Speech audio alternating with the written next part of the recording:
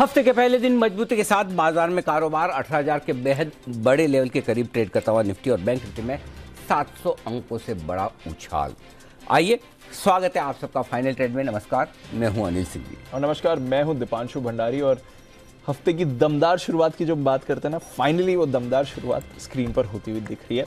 सुस्त शुरू हुए, उसके बाद जो मूव आए वो बढ़िया रही और आपके लेवल्स भी आते हुए दिखे। इस पर आपसे राय भी लेनी है सर जी। पहले तो बताएं, इस समय की बड़ी बातें क्या बड़ी बातें ये दीप की तगड़ा उछाल आज आपको देखने को मिलेगा बाजार में, जहां लगभग डबल सेंचुरी मारता हुआ निफ्टी और 700 अंकों से ज़्यादा की मजबूती बैंक निफ्टी में दिखेगी और लगभग इतना ही मजबूत सेंसेक्स है आज आपके लिए। लगभग सारे सेक्टर हरे निशान में, लगभग क्या एक्चुअली सारे सेक्टर हरे निशान में आपको दिखेंगे।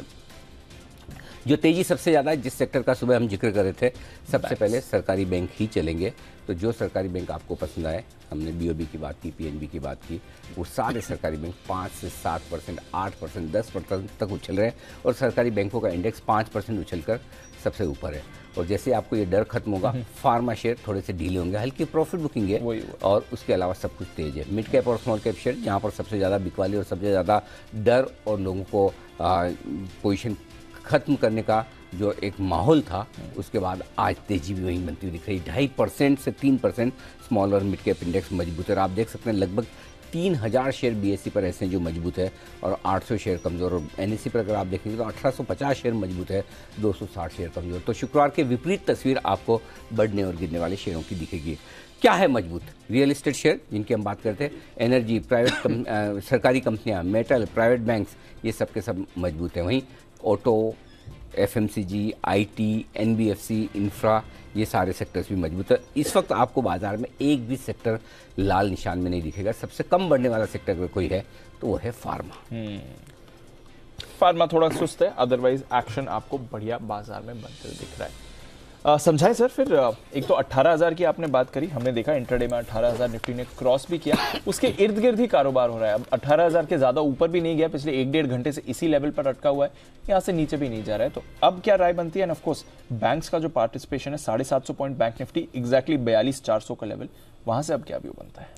42,400 दीप दो चीजें जी। पहली चीज तो ये कि निफ्टी का जो हायर रेंज है आज का 17,975, 18,050, इसी रेंज में आकर बाजार पिछले लगभग 2 घंटे से 3 घंटे से समय बिता रहा है 18,000 के आसपास। और ये इंपॉर्टेंट लेवल, क्योंकि डेटा के लिहाज से भी जो मैं थोड़ी देर में आपको बताऊंगा 2:30 बजे कि 18,000 के लेवल पर कॉल राइटिंग किस तरह की खड़ी है और किस तरह का आगे का माहौल है। उससे पहले 17,975, 18,050 ये आखिरी बाधा है। आज 18,050 के ऊपर निकलकर आज आपके लिए इंपॉर्टेंट है कि आप बंद कहाँ होते हैं। तो अगर आप 18,050 के ऊपर बंद होते हैं तो आप काफ़ी रिलीफ महसूस करके थोड़ा ऊपर जाने की और कल के लिए सोच सकते हैं। 18,000 के ऊपर बंद होते हैं तब भी आप बुरे नहीं हैं। 18,000 के नीचे बंद होते हैं, स्पेशली 17,975 के नीचे, तो आप अभी भी खतरे से बाहर नहीं है, वापस आपको डिप मिल सकती है, ये ध्यान में रहिए। तो अगर आपकी क्लोजिंग 17,975 से 18,050 की जो रेंज है, इस रेंज के ऊपरी सिरे के ऊपर बंद होते हैं तो आप कल के लिए बहुत बढ़िया है, और अगर नीचे बंद होते हैं तो कल के लिए रिस्क खुली है। और ये रिस्क आपको अमेरिका से नहीं मिलेगी, यूके से नहीं मिलेगी। 12 ग्लोबल मार्केट्स आज बंद है। ये रिस्क अगर मिलेगी तो कोविड के डेटा से मिलेगी, जो चाहे हम हल्ला करें चाहे चाइना से आए। Right, correct. तो ये आज क्लोजिंग समझ लीजिए, 17,975, 18,050। ठीक है, क्लियर। अब आइए बैंक निफ्टी। बैंक निफ्टी के लिए एक ही लेवल ऊपर की तरफ इंपॉर्टेंट है, जिसके ऊपर आप बंद हो जाएं तो कहने क्या, 42,625। मैंने 650 दिया था आज सुबह, थोड़ा सा राउंड फिगर में ऊपर करके 42,650। अगर आज आप उसके ऊपर बंद हो जाते 625, 650 के ऊपर, तो आप इससे बाहर निकल गए।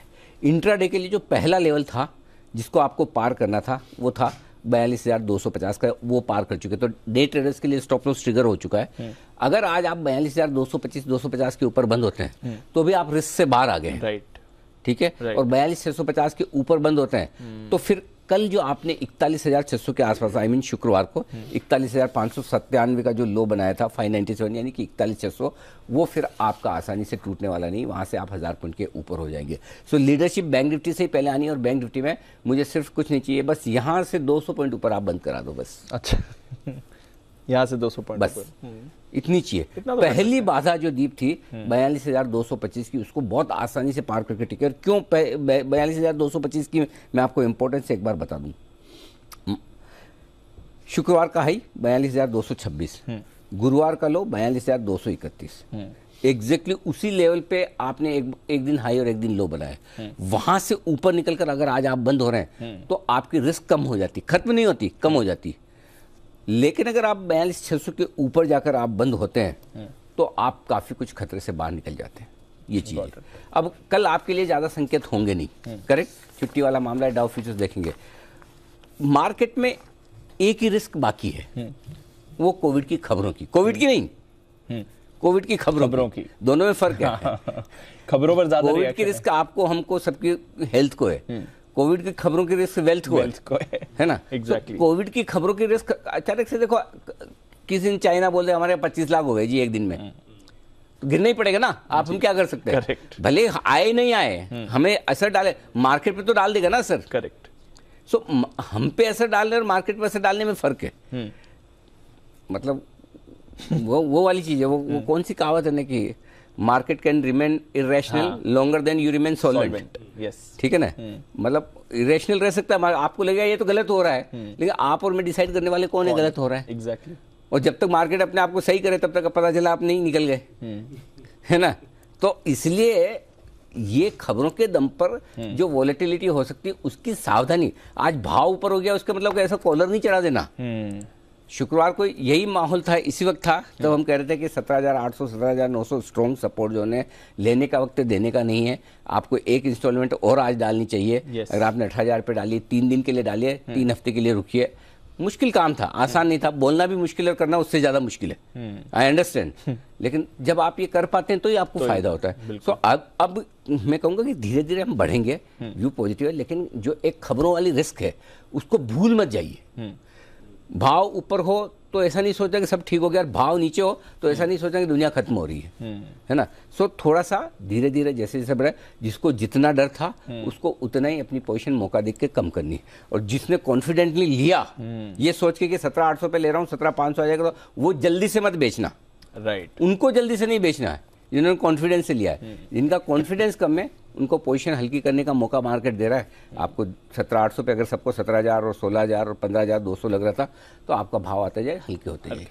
बहुत लोगों का पूना वाला आज 14% ऊपर है ना, लो मौका दे रहा है, जिस जिसको निकलना निकलिए। हो सकता है और 14% ऊपर आपने लिया हो, जब आएगा तब देखिएगा। करेक्ट। सो इसलिए जहां जिसको डर है उनके लिए मौका है, और जिनको डर नहीं था और जिन्होंने मौका देखा वो आराम से रुके, फिर वो हड़बड़ी में प्रॉफिट बुक न गए। फिर आपको वो वाले फॉर्मूले पे चलना है, 20 दिसंबर 20 जनवरी। राइट। वो जल्दी से नहीं देना है। Positional basis. इतनी रिस्क लेके आपने गिरते मार्केट में लिया है, आप इतना जल्दी क्यों छोड़ेंगे? पूरा बनाओ। डन। ठीक है सर, अंडरस्टूड। तो चलिए, ये है बाजार पर आए, एंड ऑफ कोर्स डेटा भी समझेंगे, एनालिसिस से जानेंगे भी कि आपको क्या बनानी है स्ट्रैटेजी। आइए, खबरें और ट्रिगर्स दोनों आपको बता देते हैं। हमारे साथ कुशल और अरमान है तैयार। कुशल, मॉर्निंग, आफ्टरनून मार्च कीजिएगा, बताएं ट्रिगर्स क्या कह रहे हैं। आफ्टरनून दीप। ट्रिगर्स में आज सेंट्रल बैंक ऑफ इंडिया, इसकी बोर्ड बैठक है पूंजी जुटाने पर, साथ ही शिपिंग कॉर्पोरेशन ऑफ इंडिया, यहाँ पर फोकस रखना है आपको। डिमर्जर पर एमसीए की बैठक होने वाली है। कल के दिन में इंडिया बुल्स एंटरप्राइजेज ये यहाँ पर लिस्ट होता हुआ दिखेगा, और ये इसलिए क्योंकि जो यारी डिजिटल इंटीग्रेटेड सर्विसेज है उसकी एक India bulls enterprises, India bulls integration solution infrastructure solutions हैं, वो डिमर्ज होकर यहाँ पर इंडिया बुल्स एंटरप्राइजेज में मिलती हुई नजर आ रही है। और एक कुछ इंडिया बुल्स का फार्मा कारोबार भी है, वहां पर भी डिमर्ज होके ये इस एंटिटी में जुड़ जाएगी। तो इसकी सेपरेट लिस्टिंग होगी trade for trade to trade segment में, ये 10 दिनों तक रहेगा।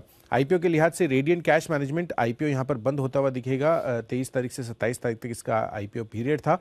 साथ ही एलिन इलेक्ट्रॉनिक्स, इसके आईपीओ की अलॉटमेंट भी होने वाली है। जहां तक फिलाटेक्स इंडिया का सवाल है, स्टॉक स्प्लिट यहां पर इसकी एक्स डेट है। साथ ही ग्लोबल इवेंट के लिहाज से यूके और हांगकांग के बाजार बंद रहेंगे, और जापान के जो बैंक ऑफ जापान के जो गवर्नर है कुरोड़ा साहब, वो एक इवेंट में हिस्सा लेते हुए दिखेंगे। साथ ही 28 दिसंबर बुधवार यहाँ पर डिपार्टमेंट ऑफ टेलीकम्युनिकेशन ने बैठक बुलाई है कॉल ड्रॉप और साथ ही स्लो नेटवर्क को इश्यूज को एड्रेस करने के लिए, और केपरी ग्लोबल कैपिटल यहाँ पर बोर्ड मीटिंग है राइट्स इशू के जरिए पूंजी जुटाने पर, तो यहाँ पर भी फोकस रहेगा। ओके, बहुत सारे ट्रिगर्स हैं। सबसे बड़ा ट्रिगर है ग्लोबल मार्केट्स इस पूरे हफ्ते, जहां से कोई ट्रिगर नहीं करने वाले, कुछ नहीं आने वाला। अरमान, बताएं कुछ खबरें हैं आज की।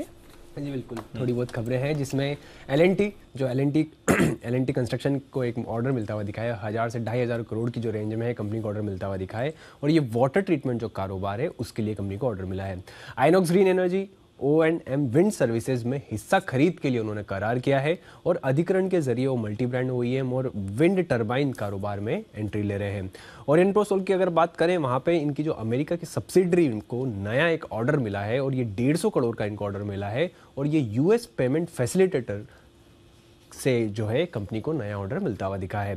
पावर मैक की बात करें तो कंपनी को लगभग 1000 करोड़ के आसपास का ऑर्डर मिलता हुआ दिखा है, और कुछ ब्लॉक डील्स हैं जिसमें आप नेल्को की बात करेंगे 17 लाख शेयर्स, बजाज हिंद वहाँ पे 40 lakh, PNB 21 lakh, Punjab and Sind bank 30 lakh और IRFC 10 लाख शेयरों के कई सौदे किए गए। ओके, तो ये है आपके लिए खबरों वाले शेयर जहां पर आज रहा एक्शन। बढ़ाते इसी एक्शन को आगे। तैयार है एक्सपर्ट का दमदार पैनल। बिगुल की शुरुआत करेंगे कुणाल जी और राकेश जी के साथ चार्ट कॉर्नर।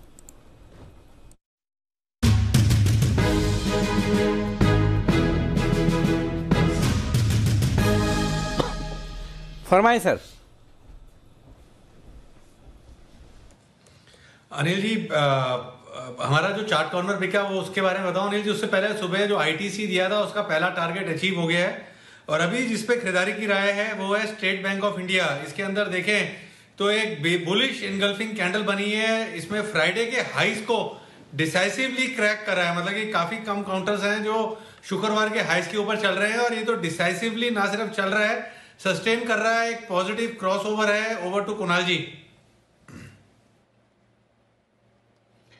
अनिल जी देखिए, पिछले शुक्रवार से स्टेट बैंक बाजार को अंडर परफॉर्म कर रहा था, और आज हम देख रहे हैं कि अब वापस से स्टेट बैंक बाजार को आउट परफॉर्म कर रहा है। तो ये एक बड़ा संकेत है कि वापस से तेजी सरकारी बैंकों में आती हुई दिख रही है। इन स्तरों पर स्टेट बैंक में हमारी खरीदारी की राय है। यहां पर 584 के स्टॉप लॉस से खरीद करें। पहला टारगेट स्टॉक के लिए होगा 610 रुपए का, 610 का पहला बड़ा टारगेट, और इसके बाद 620 रुपए का दूसरा टारगेट। तो 610-620 के टारगेट के लिए स्टेट बैंक पे खरीदारी कराएं। SBI ये है खरीदारी करने की राय कुणाल जी और राकेश जी की तरफ से। आइए, मुदित जी भी तैयार है अपने बिगुल के साथ। मुनाफे वाले मुदित।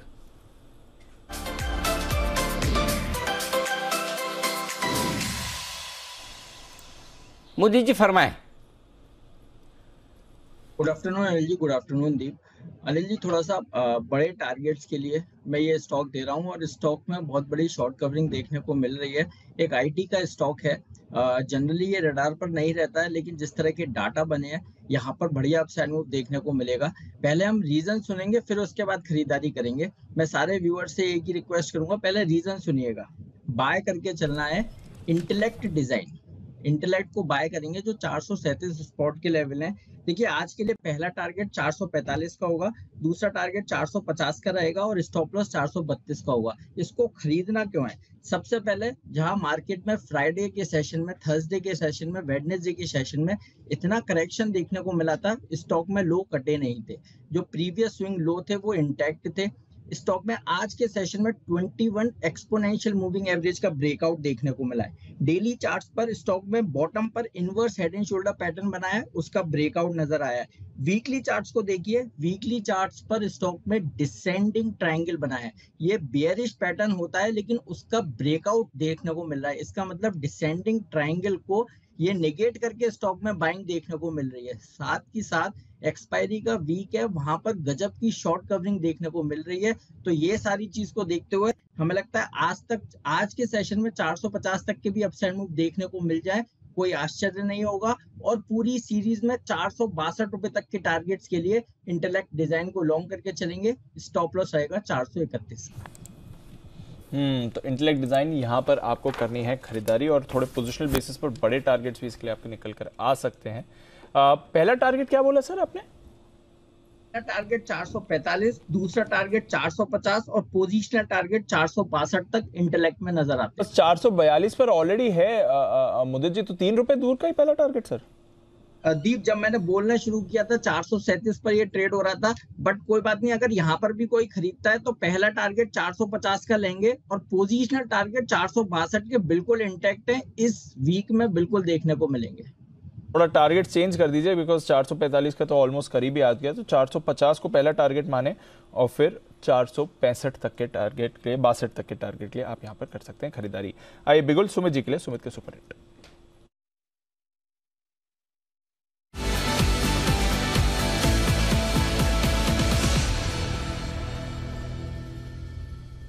बताएं सर। दीपांशु, मेरे पास थोड़ी देर के बाद वापस आना होगा क्योंकि अभी तो स्टॉक में मोमेंटम आ रहे हैं, अच्छे खासे स्टॉक्स मूव दिखा रहे हैं और मिड कैप के स्टॉक्स में तो 8-8, 10-10% का मूव आ रहा है। तो थोड़ा सा टाइम के बाद मैं दूसरा स्टॉक ढूंढता हूं, उसके बाद बिगुल बजाते हैं। कोई बात नहीं, बट एक एक करके स्टॉक्स भाग रहे हैं, ब्रेकआउट्स आ रहे हैं। सिमी जी के लिए बिगुल, सिमी के non stop share.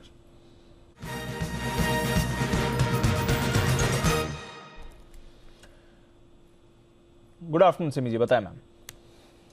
Very good afternoon Deepanshu, very good afternoon. सुबह भारत फोर्ज का बीटीएसटी कॉल दिया था, थर्ड टारगेट आने वाला है 882 का थर्ड टारगेट मैंने दिया था, 882 के आसपास ऑलरेडी बन चुका है, 880 का हाई तो बन चुका है, 90 पैसा है, तो ₹1.10 अभी भी बाकी है। थर्ड टारगेट अचीव हो जाएगा तो मोहर लगा दीजिएगा मेरे लिए। अब जो बीटीएसटी कॉल में देने जा रही हूँ, बीटीएसटीटी एक बहुत ही अच्छा परफॉर्मेंस शो किया है पहले, अभी करेक्शन के बाद वापस मोमेंटम में है। पूरा बजट के लिए फर्टिलाइजर सेक्टर फोकस में रहना चाहिए और फर्टिलाइजर में तो सारे चल गया। एक एनएफएल बाकी है मेरे फेवरेट, जिसमें मैंने पहले भी कई बार बाय कॉल दिया था और वो चला भी था। एनएफएल को वापस खरीदने का सलाह मैं दे रही हूँ। 864 के आसपास था, लोअर लेवल से अच्छा रिकवरी शो किया है। 60 का स्टॉप लॉस के साथ खरीदना पड़ेगा। पहला टारगेट होगा 69, दूसरा होगा 75 और तीसरा होगा 80। जिस जगह से ये स्टॉक करेक्शन में आ गया है उस जगह को वापस से रिक्लेम करेगा, ऐसा मैं एक्सपेक्ट कर रही हूँ। 80 नहीं, ये इसका एक्चुअली 82.45 का हाई बना था। हो सकता है एक हफ्ते में स्टॉक 82.45 का हाई भी क्रॉस करके आगे निकल जाएगा, तो 60 रुपया का स्टॉप लॉस के साथ एनएफएल को खरीद कर चलने का सलाह होगा। और टारगेट्स मैंने दे दिए हैं। थर्ड टारगेट मेरा एक नया हाई है, जो मैं एक्सपेक्ट कर रही हूँ कि 7 दिन में एक नया हाई ये स्टॉक बना के दिखाएगा, तो खरीदिए एनएफएल। वो स्टॉक जहां पर सिमी जी की जबरदस्त ग्रिप है, यहां खरीदारी करने की राय है और करेक्शन पूरा करके नए हाइज बनाने की तैयारी में फर्टिलाइजर स्टॉक वापस से तेजी से दौड़ लगाते हुए दिख रहे हैं। आप देखिए दीप, चंबल 4% मजबूत आज से, वो स्टॉक जो पिटे हैं वही दौड़ने में भी आ गए। और सुबह हम बैंक ऑफ बड़ौदा की बात कर रहे थे, आज 5% ऊपर है बैंक ऑफ बड़ौदा। 170-168 पे लेने का जो दाम है, आज का लो ही 167 है, एग्जैक्टली उसी लेवल के आसपास घूमा है। तो अगर आपने सही लेवल पर पकड़ा है तो अब उसको आराम से होल्ड करें, हड़बड़ी है। जिन्होंने फ्रेश खरीदारी शुक्रवार को किए या आज सुबह किए, वो जल्दी में ना बेचें। जो दुखी आत्माएं हैं, जो पुराने भाव ऊपर के लिए नीचे देखकर अभी बड़ी तकलीफ हुई है, उनको हल्का करना है जब ये ऊपर आए। आपकी पोजीशनिंग और आपकी एंट्री के लिए आज से और आपकी माइंडसेट के हिसाब से आपको स्ट्रेटेजी बनानी, क्योंकि अभी डर लगा। और ये इसलिए कह रहा हूँ कि कोई बड़ी बात नहीं, वापस से एक आध झटका कोई खबर पे आ जाए नीचे, कह नहीं, तो इसलिए डर लगे तो हल्के रहे, ताकि अगला झटका लगे तो आपको डर न लगे। और बाकी तो धीरे धीरे ऊपर जाना ही, कोई दिक्कत नहीं। आइए एक बार जरा एनॉक वेंचर्स के चोपड़ा साहब भी हमारे साथ कार्यक्रम में हो चुके हैं शामिल, उनसे भी एक बार जरा बाजार पर व्यू और राय ली जाए। बताएं चोपड़ा साहब, खरीदारी करने का वक्त है या इंतजार? अनिल जी, मुझे लगता है थोड़ा सा इंतजार करना भी बुराई नहीं है, मगर सिलेक्टिव होकर आप खरीदारी कर सकते हैं। ओवर द बोर्ड ना जाइए, थोड़ा सेफ चल सकते हैं। जैसे सेफ्टी के अगर मैं सेक्टर्स की बात करूं तो मेरे को उसमें सेफ लगता है डिफेंस। तो stocks like BEL, BDL, BEML, ये स्टॉक्स सेफ हैं, इनमें कोई परेशानी नहीं लगती। सिलेक्टिव बैंकिंग में आप रह सकते हैं, जैसे PNB, मैंने पहले भी कई बार बोला हुआ है, PNB मुझे लगता है कि मल्टी बैगर हो सकता है over a period of time, तो PNB में खरीदारी कर सकते हैं, सिलेक्टिव बैंक्स में कर सकते हैं। और अभी ओवरबोर्ड जाने का टाइम नहीं है, थोड़ा सा मुझे लगता है वेट एंड वॉच करना चाहिए। कई बार शॉर्ट कवरिंग ट्रैप कर लेती है और रिटेल इन्वेस्टर्स फंस जाते हैं। तो मुझे लगता है कि डिफेंस एक अच्छा प्ले है और वहाँ पर हम लोग वैल्यू भी है, ऐसा नहीं है। मतलब जो कंपनीज हैं, जैसे BDL का चार्ट मैं चेक कर रहा था, तो BDL मुझे बहुत ही अच्छा लग रहा है, भारत डायनेमिक्स। BEML मुझे बहुत अच्छा लग रहा है। तो इन कंपनीज में अभी तक चाल, BEML में तो बिल्कुल चाल ही नहीं आई है और BDL वैसे करेक्शन होने के बाद बहुत अच्छा लग रहा है। तो इन कंपनीज में रही है, संभावना अच्छी है कि पैसा बने, बट ओवरबोर्ड बाइंग करने की सलाह मैं फिलहाल नहीं दूंगा। और एक आध दिन देखते हैं, उसके बाद हम लोग सेक्टर्स भी डिसाइड करेंगे। बात है, थोड़ा वेट एंड वॉच, इंतजार कर लेने में हर्ज नहीं है। ओवरबोर्ड ने बिल्कुल चुना, जहाँ कॉन्फिडेंस लेवल ज़्यादा हो वो खरीदे, है ना। आलतू फालतू मतलब कुछ भी कि भाई ये गिरा हुआ इसलिए बढ़ जाएगा, वो सन Exactly. जहाँ आपको एकदम भरोसा है कि भाई हाँ यहाँ पर खरीदने में मुझे टेंशन कम है, रिस्क कम है, वो खरीदा चाहिए। ठीक है, थोड़ा ध्यान करें, वेट एंड वॉच करें, but of course stock specific movement आपको बरकरार रखेगा। डेज हाई पर बाजार इस समय आपको ट्रेड होते दिख रहे हैं और कुछ और भी काउंटर्स हैं जिस पर अच्छे खासे आपको ब्रेकआउट आते हुए दिखेंगे। सीमेंट हम सुबह बात ही कर रहे थे, ब्रेकआउट के कागार पर दिख रहे थे कई सारे सीमेंट काउंटर्स और वहीं पर देखिए एक्शन आपको होते हुए दिख रहा है। अंबुजा सीमेंट 5.5% ऊपर है, बाकी सीमेंट कंपनीज के हाल में काफी एक्टिव ये काउंटर हो रहा है। कुणाल जी, अंबुजा सीमेंट के चार्ट पर कोई राय सर? 5.5% ऊपर 520 का लेवल आते हुए दिख रहा है इस समय। देखिए, एक अच्छा करेक्शन आ चुका है दीपांशु, और यहाँ पर भी एक बड़ा इंटरेस्टिंग चार्ट फॉर्मेशन बनता हुआ दिख रहा है। आज सुबह स्टॉक गैप के साथ ऊपर खुला और जो पिछली कैंडल है उसके 50% से ज़्यादा कवर करके अब उसके ऊपर ट्रेड कर रहा है, तो एक बड़ा इंटरेस्टिंग चार्ट फॉर्मेशन बन रहा है। जिनके पास पोजीशन है बने रहें। वैसे भी स्टॉक के लिए 490-500 एक बड़ा सपोर्ट रीजन है और वहीं से हम बाउंस आता हुआ देख रहे हैं। तो मुझे लगता है कि अगर ये तेजी आज पूरे दिन के अंत तक कायम रहती है तो आपको इसमें 540-545 के लेवल्स दोबारा आते हुए दिखेंगे। होल्ड करने की राय है। होल्ड करने की राय है, नजर रखिए अंबुजा सीमेंट, यहाँ पर आपको एक्शन दिख रहा है। मदरसन, संवर्धना मदरसन, ये आज का टॉप गेनर है। वायदा कारोबार का 7% का उछाल है। बाकी ऑटो ऑल्सली काउंटर्स में भी मूव है। सिमी जी का भारत फोर्ज भी एक्शन दिखा रहा है। बट मुद्दे जी, संवर्धना की चार्ट में क्या चल रहा है सर? देखिए, चार्ट्स में अच्छी बाइंग देखने को मिल रही है और अच्छी चीज लास्ट 4 दिनों से जो करेक्शन स्टॉक ने दिखाई थी वो करेक्शन आज एंगल्फ होती हुई नजर आई है और बढ़िया बाइंग के वॉल्यूम के साथ इस काउंटर में बाइंग देखने को मिल रही है। यहाँ पर फ्रेश लॉन्ग नहीं करेंगे, एक बार फ्रेश लॉन्ग के लिए थोड़ा सा डिप का वेट कीजिए क्योंकि ऑलरेडी स्टॉक आज 7% ऊपर है। तो डिप में कहीं भी 70 रुपए 69 के आसपास आता है, वहां पर फ्रेश लॉन्ग कीजिएगा। ये बाउंस बैक बिल्कुल कंटिन्यू रहना चाहिए। पहला टारगेट 75 का होगा, 75 निकाल दिए तो 78 तक के भी अपसाइड मूव देखने को मिल सकते हैं। यहाँ पोजीशन है, होल्ड करके चलिए। स्टॉप लॉस रहेगा 67 रुपए का। तो ये है आपके मदरसन, 67 रुपए के स्टॉप लॉस के साथ होल्ड करके चलिए आप, ये राय आ रही है। आइए, सुमित जी के लिए बिगल तो हमने एडवांस में बजा दिया था। सुमित जी बताएं सर, कौन सा स्टॉक अब रेडार पर आ रहा है आपके?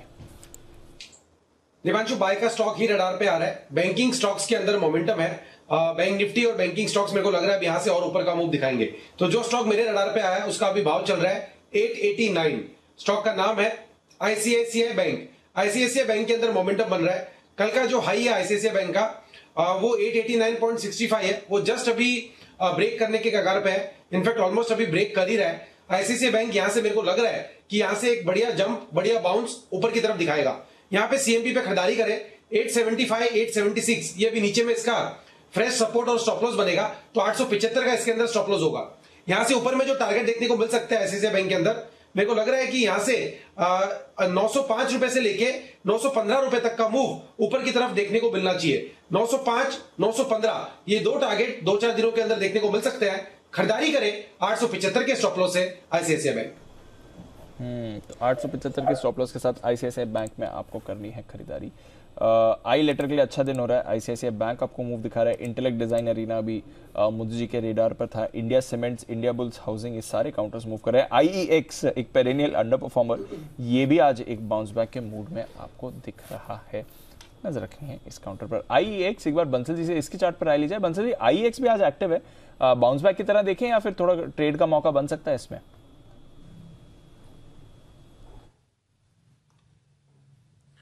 दीपांशु, बाउंस बैक ही लग रहा है। अभी तो क्या है, बीटन डाउन है और कल के हाइस को तोड़ने की तैयारी कर रहा है और कल के लोस को तोड़ा नहीं है। और जिस तरीके से दीपांशु खड़ा हुआ है, ऐसे ही क्लोज होगा तो कुणाल जी का ट्विजर बॉटम बन जाएगा। तो जिनके पास है अभी होल्ड करें और क्लोजिंग के समय दीपांशु कॉल लेंगे। अगर कल के हाइस के ऊपर स्टॉक निकलेगा तो एक शॉर्ट कवरिंग का एक प्रबल दावेदार बनेगा। तो शॉर्ट कवरिंग का दावेदार बन सकता है, बट कुछ इंपॉर्टेंट लेवल्स पहले इसे क्रॉस करना बाकी है। बट इंपॉर्टेंट लेवल्स क्रॉस कर रहा है। बैंक निफ्टी 42,550 पर आपको आते हुए दिख रहा है और 18,000 के ऊपर तो निफ्टी होल्ड ही कर रहा है। बैंक से एक फ्रेश पुश बाजार को इस समय आते हुए दिख रहा है। थोड़ी देर में अनिल से स्ट्रैटेजी भी लेते हैं, डेटा भी समझते हैं। आइए, उससे पहले एक कारण कह सकते हैं आप जिसकी वजह से पिछले हफ्ते बाजार गिर रहे थे बट इस हफ्ते बाजार इग्नोर करने के मूड में है, या फिर कुछ और वजह। बट एक बार चाइना के बारे में समझ लेते हैं। काफी सारे अपडेट्स आ रहे हैं, कुछ अच्छे कुछ खराब। क्या है स्थिति चाइना की इस समय कोविड को लेकर, आइए समझते हैं आशीष के साथ। आशीष बताइए क्या चल रहा है वहाँ पर? दीपांशु, स्थिति बहुत कंफ्यूजिंग लगेगी। पहले मैं आपको आंकड़े बता देता हूँ कि लगातार रिकॉर्ड जो है यहाँ पर देखने को मिल रहा है। नए केसेस जो आ रहे हो करीब 3 करोड़ 70 लाख है और इसी के साथ जो है 25 करोड़ के आसपास संक्रमित केसेस आपको चाइना में देखने को मिल रहे हैं। खास बात यह कि जनवरी 2022 यानी साल की शुरुआत में अगर आप देखें तब रिकॉर्ड बना था कि 4 करोड़ नए मामले यहाँ पर देखने को मिले थे। अब माना जा रहा है कि बहुत जल्दी रिकॉर्ड जो है टूटता हुआ नजर आएगा। एक और बात ये भी कि लगातार डेटा वहाँ पर बढ़ता जा रहा है, नंबर ऑफ केसेस बढ़ते जा रहे हैं। इसके बाद अगर आप देखें तो वहाँ पर एक चेंज हुआ है कि पहले नेशनल हेल्थ कमीशन रोजाना आपको ये डेटा दिया करता था। हालांकि चाइना के डेटा पर कोई ज़्यादा भरोसा करता नहीं है, लेकिन अब CDC यानी Chinese centre for disease control and prevention ये देगा। और ये जो संस्था है ये इससे थोड़ी सी लोअर मानी जाती है और माना जाता है कि यहाँ पर ये जो है अपडेट आपको मंथली बेसिस पर देंगे। रेगुलर अपडेट अब आपको देखने को नहीं मिलेगा। साथ में अगर आप देखें तो जो कोविड रिलेटेड डेथ होती थी इसका भी पैरामीटर इन्होंने काफ़ी हद तक जो है वो चेंज किया है। लेकिन कंफ्यूजिंग बात यह है कि लगातार अगर आप देखें तो हम कह रहे हैं कि चाइना में कोरोना के केसेस बढ़ते जा रहे हैं, 25 करोड़ के आसपास संक्रमित केसेस हैं।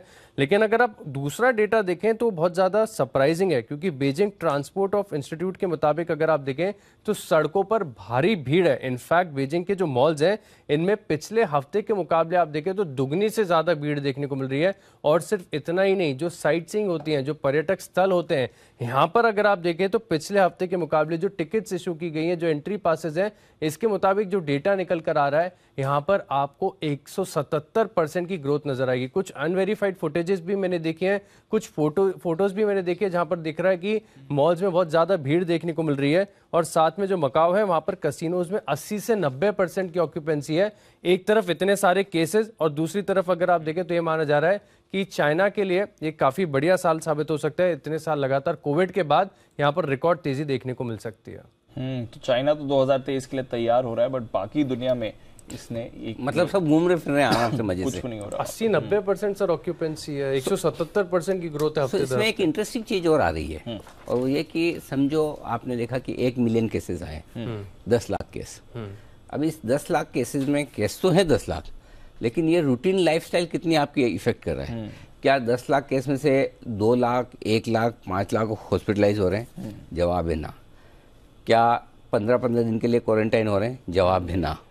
क्या बहुत लाइफ थ्रेटनिंग है? जवाब है ना। सो बेसिकली हो रहा है वहाँ पर, अगर मान भी लिया जाए तो वो सीरियस वाला मामला नहीं है कि जहाँ काम का आज सुबह हम बात करें तो कई जगह ऐसा हो रहा है कि सिस्टम ऐसा बन रहा है कि एक दिन कोविड इफेक्टेड वाले जो लोग हैं वो काम करने आएंगे फैक्ट्री में, एक दिन जिनको कोविड नहीं हो आएंगे, ऑल्टरनेट डे। सो बेसिकली अब कोविड फेल भी रहा है तो कोविड क्या आपके कामकाज को रोक रहा है, आपकी हेल्थ को उस लेवल तक खराब कर रहा है जो 2020 में कर रहा था। तो इसलिए आपको थोड़ा सा ना कोविड के हल्ले गुल्ले से हटकर भी सोचना पड़ेगा कि क्या किस किस को लगता है कि वापस से सारी फ्लाइट्स बंद हो जाएगी, सारा आना जाना बंद हो जाएगा, हॉस्पिटल में वापस पुराने जैसा हाल हो जाएगा, मतलब बहुत बुरा हाल हो जाएगा, पैर रखने की जगह नहीं होगी। ये सब चीज़ें, इनसे डर लगना चाहिए। अगर ऐसा होता है तो खाली नंबर से डरेंगे तो शायद आप गलत कर रहे हैं जी। सो आई थिंक चाइना से जो रिपोर्ट्स आ रही हैं वो बहुत अलग अलग तरह की आ रही हैं, देखना इंटरेस्टिंग होगा। एनीवे लेट्स सी क्या होता है। बिल्कुल, चलिए चाइना खैर हमें आज परेशान करने की जरूरत नहीं है, वैसे भी लास्ट हम कह रहे थे मौका बना रहा है बाजार के लिए। आइए मौका ढूंढा है अनिल जी ने और बिल्कुल उनके लिए कल के 2000। जी सर, हमारा all time favourite stock Delta Corp 200 रुपए के आसपास है, यहाँ पर खरीदारी करने की राय होगी और 200 रुपए के आसपास लीजिए। 197 का स्टॉप लॉस लगाइए, मैं फ्यूचर्स के लेवल आपको दे रहा हूँ। और ऊपर की तरफ जो आपके टारगेट बनेंगे दीप, वो टारगेट होंगे 208 का पहला टारगेट होगा, 211 का दूसरा टारगेट होगा और जिनको थोड़े से बड़े टारगेट रखने हैं वो लगभग 218 के टारगेट रखें। स्टॉप लॉस 197 का होगा और ये इसलिए कि जिस दिन आपको ये लगे कि अब डर खत्म हो रहा है आपका कोविड का, उस दिन इंडियन होटल देखे ना, इंडियन होटल मैं इंडियन होटल से इंस्पायर होकर मैंने डेल्टा दिया कि इंडियन होटल 8% अगर बढ़ सकता है तो फिर कनेक्शन तो डायरेक्ट वही है। फार्मा शेयर अगर आज ढीले हो सकते हैं तो कनेक्शन तो वही है कि आपको और ये तो चलो एक ओवरऑल मैक्रो सिनेरियो की बात हुई, लेकिन डेल्टा को पसंद करने के पीछे खाली वो रीज़न नहीं है। इस बार कम से कम इनका रेवेन्यू 40% बढ़कर आएगा पिछले साल के कंपेरिजन में और हाईएस्ट एवर सेल्स ये करेंगे 31 के दिन, जो पिछले साल से 40 से 50% ज़्यादा प्राइस में होगी। और पिछले साल ऑलरेडी हमने अच्छे मूव हाँ, सो मतलब ये क्वार्टर और ये 31 डेल्टा के इतिहास का अब तक का सबसे बेस्ट होगा। और भाव आपका 238.40 से 200 रुपये आ गया है। सो रिस्क अब आप 20% नीचे स्टॉक नहीं लेंगे तो कब लेंगे? अगर आपको 235 230 पे अच्छा लगता था तो 200 पे, नो डाउट कभी कोई खबर आए तो हो सकता है 10 रुपये निकल जाए, कोई बड़ी बात नहीं है। 200 वाला 190 भी हो सकता है, लेकिन वो आपको व्यू लेकर चलना है। कभी कोई खबर ऐसी वैसी आ गई तो हो सकता है, कोई बड़ी बात नहीं, क्योंकि आजकल खबरों पर रिएक्शन बहुत आता है। बट अदरवाइज आपके लिए भाव के हिसाब से और कंपनी की परफॉर्मेंस के हिसाब से ये लेवल अच्छे हैं जहां पर आपको खरीदारी करनी। तो डेल्टा कॉप कल के 2000। ठीक है, चलिए कल के 2000 डेल्टा कॉप 218 का फाइनल टारगेट है, बट 208, 211, 218 ये आपको बढ़िया मूव आते हुए दिख सकते हैं, इस पर रखेंगे नजर। थोड़ी देर में सेठी साहब भी हमारे साथ जुड़ने वाले, उनसे भी करेंगे बातचीत और अनिल जी अपनी स्ट्रैटेजी भी देंगे उस पर। सेठी साहब को फोन लगाया जाए। आइए सर, करते हैं उनका स्वागत। सदाबहार सेठी साहब की short term pics.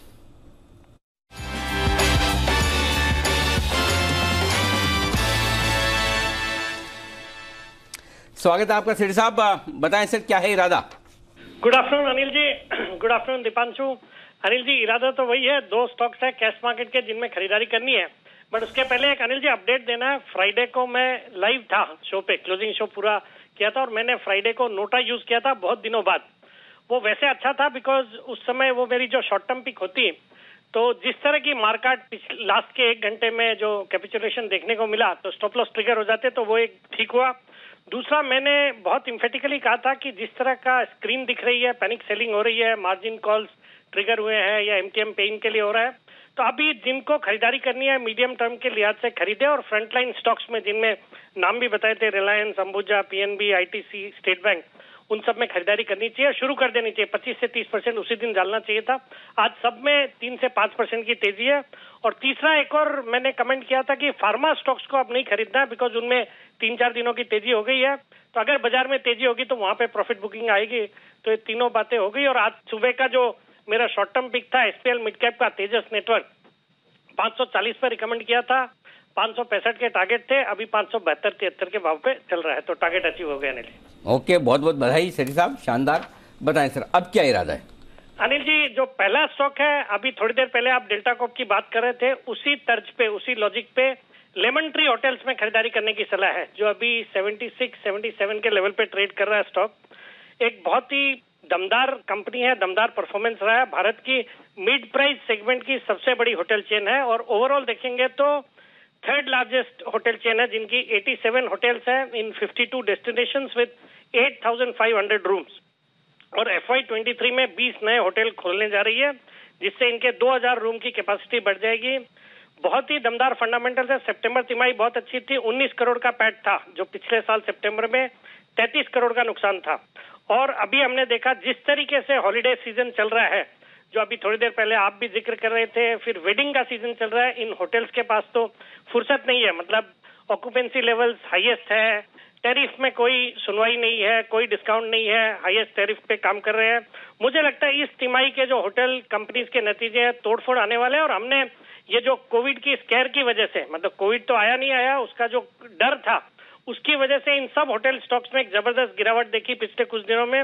Last week, मतलब 7-10 दिन पहले देखेंगे तो ये स्टॉक 103 के हाईज किया था, वहां से घट के अब ये 75-76 या इन लेवल्स पे आ गया।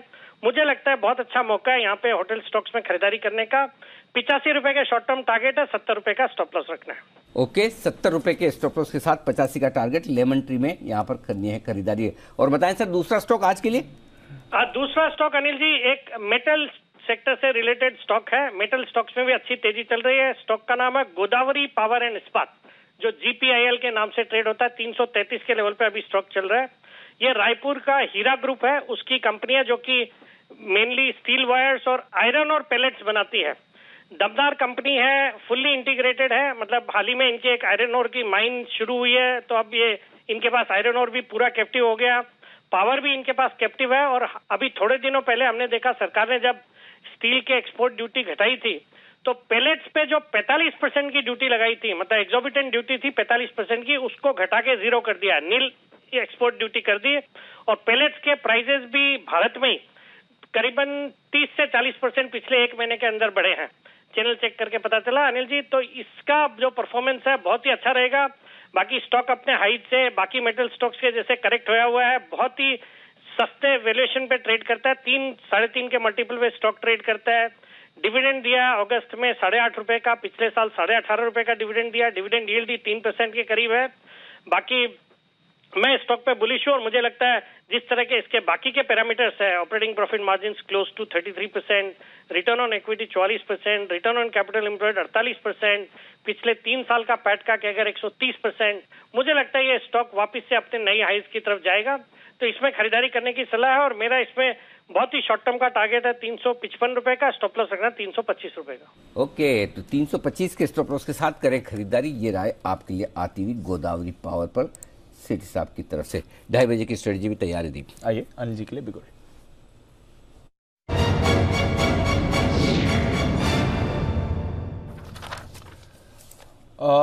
बहुत ही ज़बरदस्त एक्शन में अनिल जी, डेज हाई पर हम ट्रेड कर रहे हैं। ग्लोबल मार्केट्स का अपडेट देख के कोई फ़ायदा नहीं है सर। एक जापान खुला था, चाइना खुला हुआ था, उसका कुछ मायने नहीं है। हमारे बाजार ज़बरदस्त फॉर्म में है और 1100 point Anil ji, 1100 point bank Nifty move कर रहा है। जो फ्राइडे को आप बात कर रहे थे, हिम्मत है तो खरीदारी करके जाइए, ये समय है। देखिए, देख लीजिए जी, मतलब एक बात आप ही थे जो कह रहे थे पिछले 2 दिनों में अगर आपने खरीदारी की तो आप आज प्रॉफिट में, बढ़िया प्रॉफिट करेक्ट में सर। इंपॉर्टेंट चीज क्या है दीप जी, कई बार ऐसा होगा मार्केट में जितना आप सोचते हैं उससे ज्यादा गिर सकता है। और कई बार ऐसा होगा जितना आप सोचते हैं उससे ज्यादा बढ़ सकता है। उसका परफेक्ट एग्जांपल फ्राइडे है। जितना सोचा उससे थोड़ा ज्यादा गिर गया। अपना सोचना यह था कि 17,835-25 से नीचे क्या जाएगा, 50 पॉइंट और चला गया। 17,800 के नीचे बंद नहीं हुआ, जो लगातार हम बार बार बोल रहे हैं, उसके नीचे बंद होने पर ही टेंशन है। बैंक निफ्टी आपने देखा 750 पॉइंट निकल गया। तो शुक्रवार को जितना सोचा तो उससे ज्यादा गिर गया। आज जितना सोचा उससे कहीं ज्यादा बढ़ गया। निफ्टी उतना ही बढ़ा है, राइट। 18,050 के आसपास का हमारा फाइनल टारगेट। लेकिन बैंक निफ्टी तो मैं 42,625 के ऊपर सोच ही नहीं रहा था। मतलब एकदम अच्छे वाले ख्वाब में भी कि 42,625 के ऊपर नहीं जाएगा, कि भाई इतना भी हो जाए तो मतलब कल पूरे वीकेंड पे इतने ट्वीट पढ़ने के बाद इतनी तेजी सोचना भी अपने आप में बड़ी बात है, आसान काम नहीं है ना। मतलब लोग आपके मतलब बाजार की समझ पर और उस पर क्वेश्चन मार्क करते हैं, वहां तक तो ठीक है, कोई दिक्कत नहीं। इंटेंशन पे भी करते हैं कि जैसा हम फंसा रहे हैं, हमको फंसा के क्या मिल जाने वाला है भाई। हाँ, गलत और सही हो सकते हैं, वो तो बात अपनी जगह। और इसलिए भी नहीं कह रहा हूँ कि आज बाजार बढ़ गया, इसलिए कह रहे हैं कि पिछले 3 दिन से कह रहे हैं कि 3 दिन 4 दिन लगाइए, 3 हफ्ते 4 हफ्ते इंतजार कीजिए। यही तरीका है पैसा लगाना। इससे बढ़िया और कोई तरीका हो तो आप उसको यूज करें जो आपको आता हो। हमें यही आता है, क्योंकि गिरते हुए मार्केट में आपको नहीं पता चलेगा कि कहाँ जाके आप एग्जैक्टली रुकेंगे। अगर ये पता चल जाए तो कहने कि यार बढ़ते मार्केट में आपको ये नहीं पता चलेगा कि आप 18,887 पे हाई बनाएंगे, 18,604 पे रुक जाएंगे। करेक्ट। तो वो चीजें हैं, इसलिए तरीका यही है। अगर आपको टुकड़ों में लगाना है, टुकड़ों में बेचना है। लेकिन आज जो हुआ उसमें 2 चीजें इंपॉर्टेंट है। पहली चीज, 18,050 के ऊपर अगर बंद हो जाता है, वो बहुत काम की है। 18,000 के ऊपर टिके रहना बहुत जरूरी है 3 बजे तक। क्यों? 18,000 के कॉल्स पर दीप 1 करोड़ 12 लाख शेयर है, हाईएस्ट ओपन इंटरेस्ट है। उसके ऊपर अगर आप बंद देंगे तो आज पहला ताकत का आपका, या फिर यूं कहेंगे कि गिरावट रुकने का पहला संकेत आ गया। दूसरा संकेत कब आएगा? जो सुबह रट्टा लगवाया था 18,200। जिस दिन निफ्टी 18,200 के ऊपर बंद होता है, उस दिन नीचे झांक के देख लेना, 17,775 आपका बॉटम है, जो अभी बना है, बन गया। 18,200 बंद होने दो, तब तक आपके एक नीचे की रिस्क खुली है। मैं फिर बोल रहा हूं, भी खुली है। हाँ, बिल्कुल खुली है, किसी भी वजह से आ सकती है। डाउ फ्यूचर गिर जाए, उससे आए, कोरोना की वजह से आए, मैं नहीं जानता, और ना आए तो ना भी आए, लेकिन वो रिस्क खुली है। वो रिस्क खुली है। जैसे रिस्क हम कहते थे ना 17,835, 17,900 पे एक रिस्क खुली है गैप भरने की। आया ना गैप भरने? आया, बिल्कुल आया। कहां से आया? 1000 पॉइंट ऊपर जाकर आया। वो किस दिन आएगा, किस लेवल से आएगा वो नहीं पता, लेकिन आएगा ये पता है। करेक्ट। सो वो रिस्क खुली है। अगर 18,200 के ऊपर बंद हो गए आजकल में तो आप सेफ हो जाएंगे। अब आइए बैंक निफ्टी 42,225 के ऊपर निकलकर आप सेफ तो हो गए, और 42,600 के ऊपर आप आज बंद दे रहे हैं 625 पे, तो आप डबल सेफ है।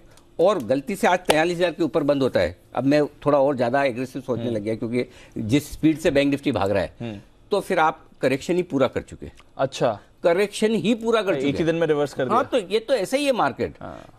ये कोई मंदी का मार्केट थोड़ी नहीं है, ये तेजी के मार्केट के शार्प करेक्शन है जो आपको हिलाते हैं। हमारा तो ट्रेंड ही नहीं चेंज हुआ था। हमने तो एक भी दिन ट्रेंड पॉजिटिव से नेगेटिव न्यूट्रल नहीं किया।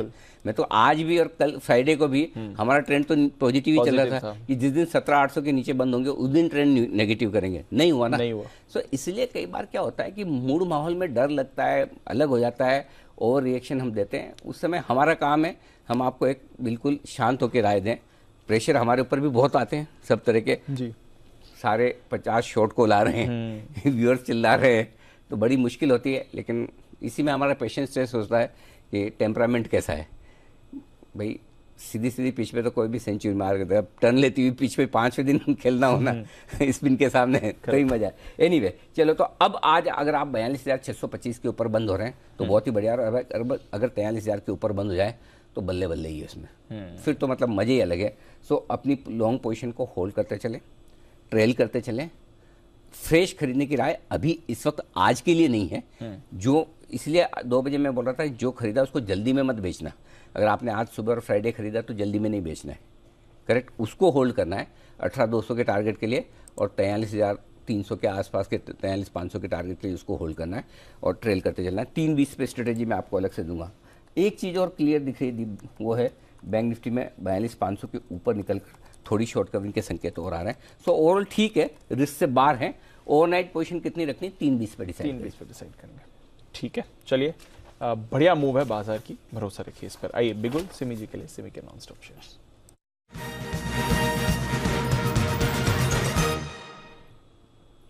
बताएं सिमी जी। दीपांशु, फोकस वैसा ही स्टॉक में रहना चाहिए जो मार्केट के साथ साथ गिरता है, पर मार्केट में जिस दिन छोटा सा रिकवरी आता है उस दिन पूरा मतलब लोअर लेवल से बहुत जबरदस्त रिकवरी शो करता है।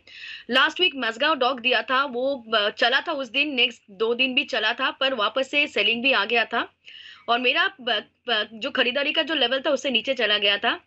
आज वापस फोकस में आ चुका है क्योंकि फ्राइडे का जो भी कैंडल था, रेड कैंडल पूरा कवर कर चुका है और स्टॉक अभी 800 के ऊपर भी आ चुका है।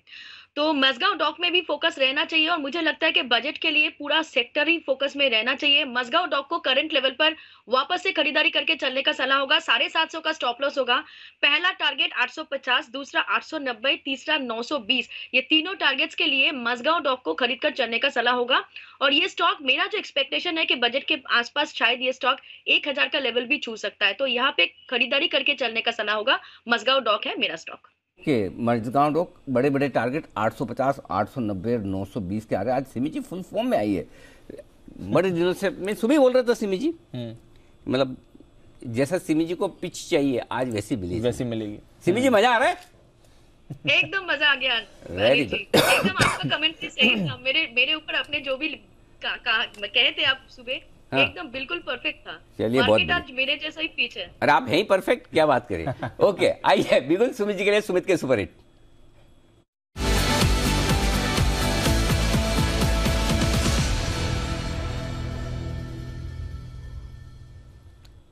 जी सुमित जी।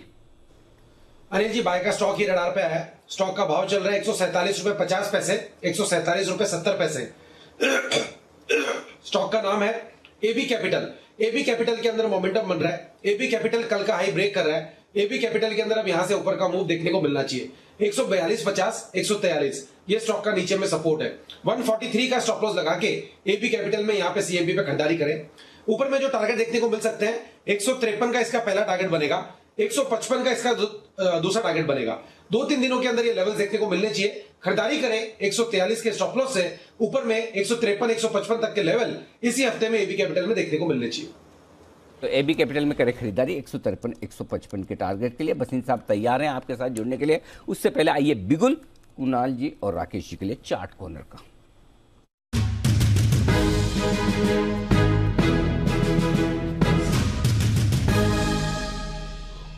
फरमाएं सर।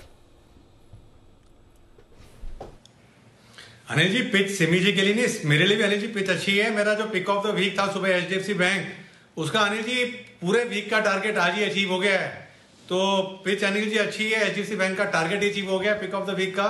और अभी जो खरीदारी की राय है वो है पंजाब नेशनल बैंक पर। पीएनबी है हमारा चार्ट कॉर्नर पिक। ये स्टॉक भी फ्राइडे के हाइस के ऊपर निकल गया। एज ऑफ नाउ मैं और कुणाल जी उन स्टॉक पे फोकस कर रहे हैं जो शुक्रवार के हाइस के ऊपर निकल रहे हैं। ये स्टॉक भी फ्राइडे के हाइस के ऊपर निकल गया है। Bullish engulfing candle is in making as of now. PNB पे खरीदारी की राय है। Over to Kunal ji. अनिल जी देखिए, पीएनबी का अगर आप चार्ट देखें तो लगभग 7 सत्रों से लगातार स्टॉक रेड कैंडल्स बनाकर नीचे आ रहा था और आज हम देख रहे हैं इसमें एक बुलिश इनगल्फिंग पैटर्न बन रहा है और साथ में अनिल जी एक टावर बॉटम रिवर्सल पैटर्न भी बन रहा है। तो कई सारे फॉर्मेशंस हैं, मौजूदा स्तरों पर बाय करके चले। 51 रुपए 50 पैसे पर 2 रुपया नीचे स्टॉप लॉस रखकर खरीदारी की राय है। पहला टारगेट 56 रुपए का है, दूसरा टारगेट 58 रुपए का है। तो खरीदारी की राय है पीएनबी में। ओके, तो पीएनबी में खरीदारी करने की राय आपके लिए आती हुई दिख रही है। और दीप, ये स्टॉक सुबह से मेरे बीओबी और पीएनबी हमने सुबह बात की थी और मुझे अभी भी अच्छा लग रहा था। 51 रुपए में सुबह बात की हमने, 52 में भी सोचा था, लेकिन अब फाइनली कुणाल जी और राकेश जी की तरफ से चार्ट कॉर्नर आ गया। तो वाकई में ये स्टॉक कमाल करने को तैयार है और इसीलिए आज सुबह पहला जो खरीदारी का जो आपने बोला, हमारा पहले ये निकला कि सरकारी बैंक, और आप देख लीजिए सारी लीडरशिप सरकारी और सरकारी बैंकों में प्रॉफिट बुक करने की राय भी हमने दी थी और वहां से आप देखिए 20-25% ऑन एन एवरेज सारे नीचे भी आए। अब ये वापस से आपके लिए खरीदारी के लायक बने, तो अब ये स्टॉक एक्शन में आते दिख रहे हैं। आइए बढ़ते आगे, एक्शन को बढ़ाते आगे और वक्त है वसीम साहब से मुलाकात करने का।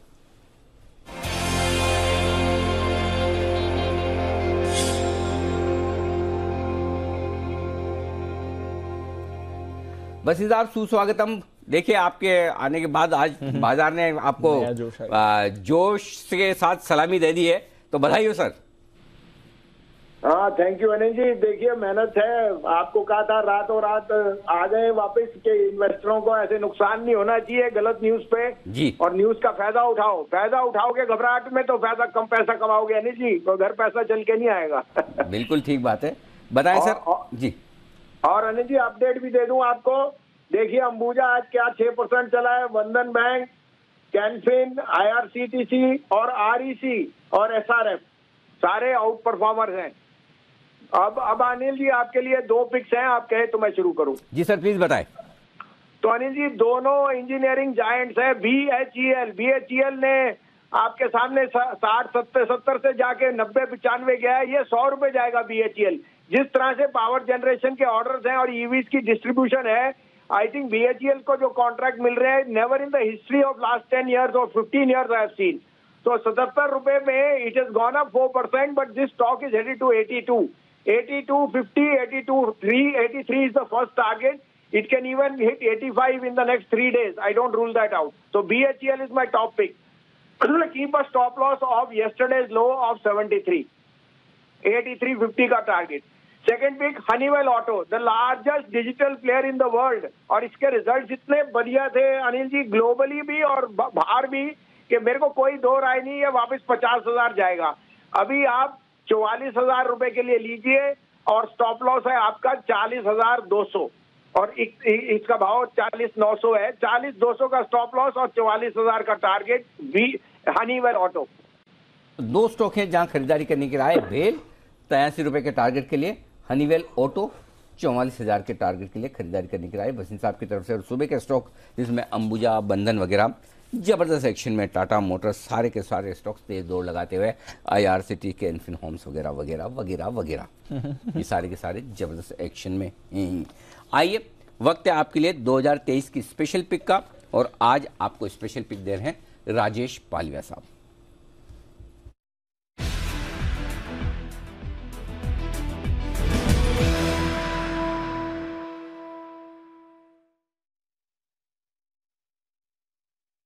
मेरा न्यू ईयर पिक होगा पावर इंडिया।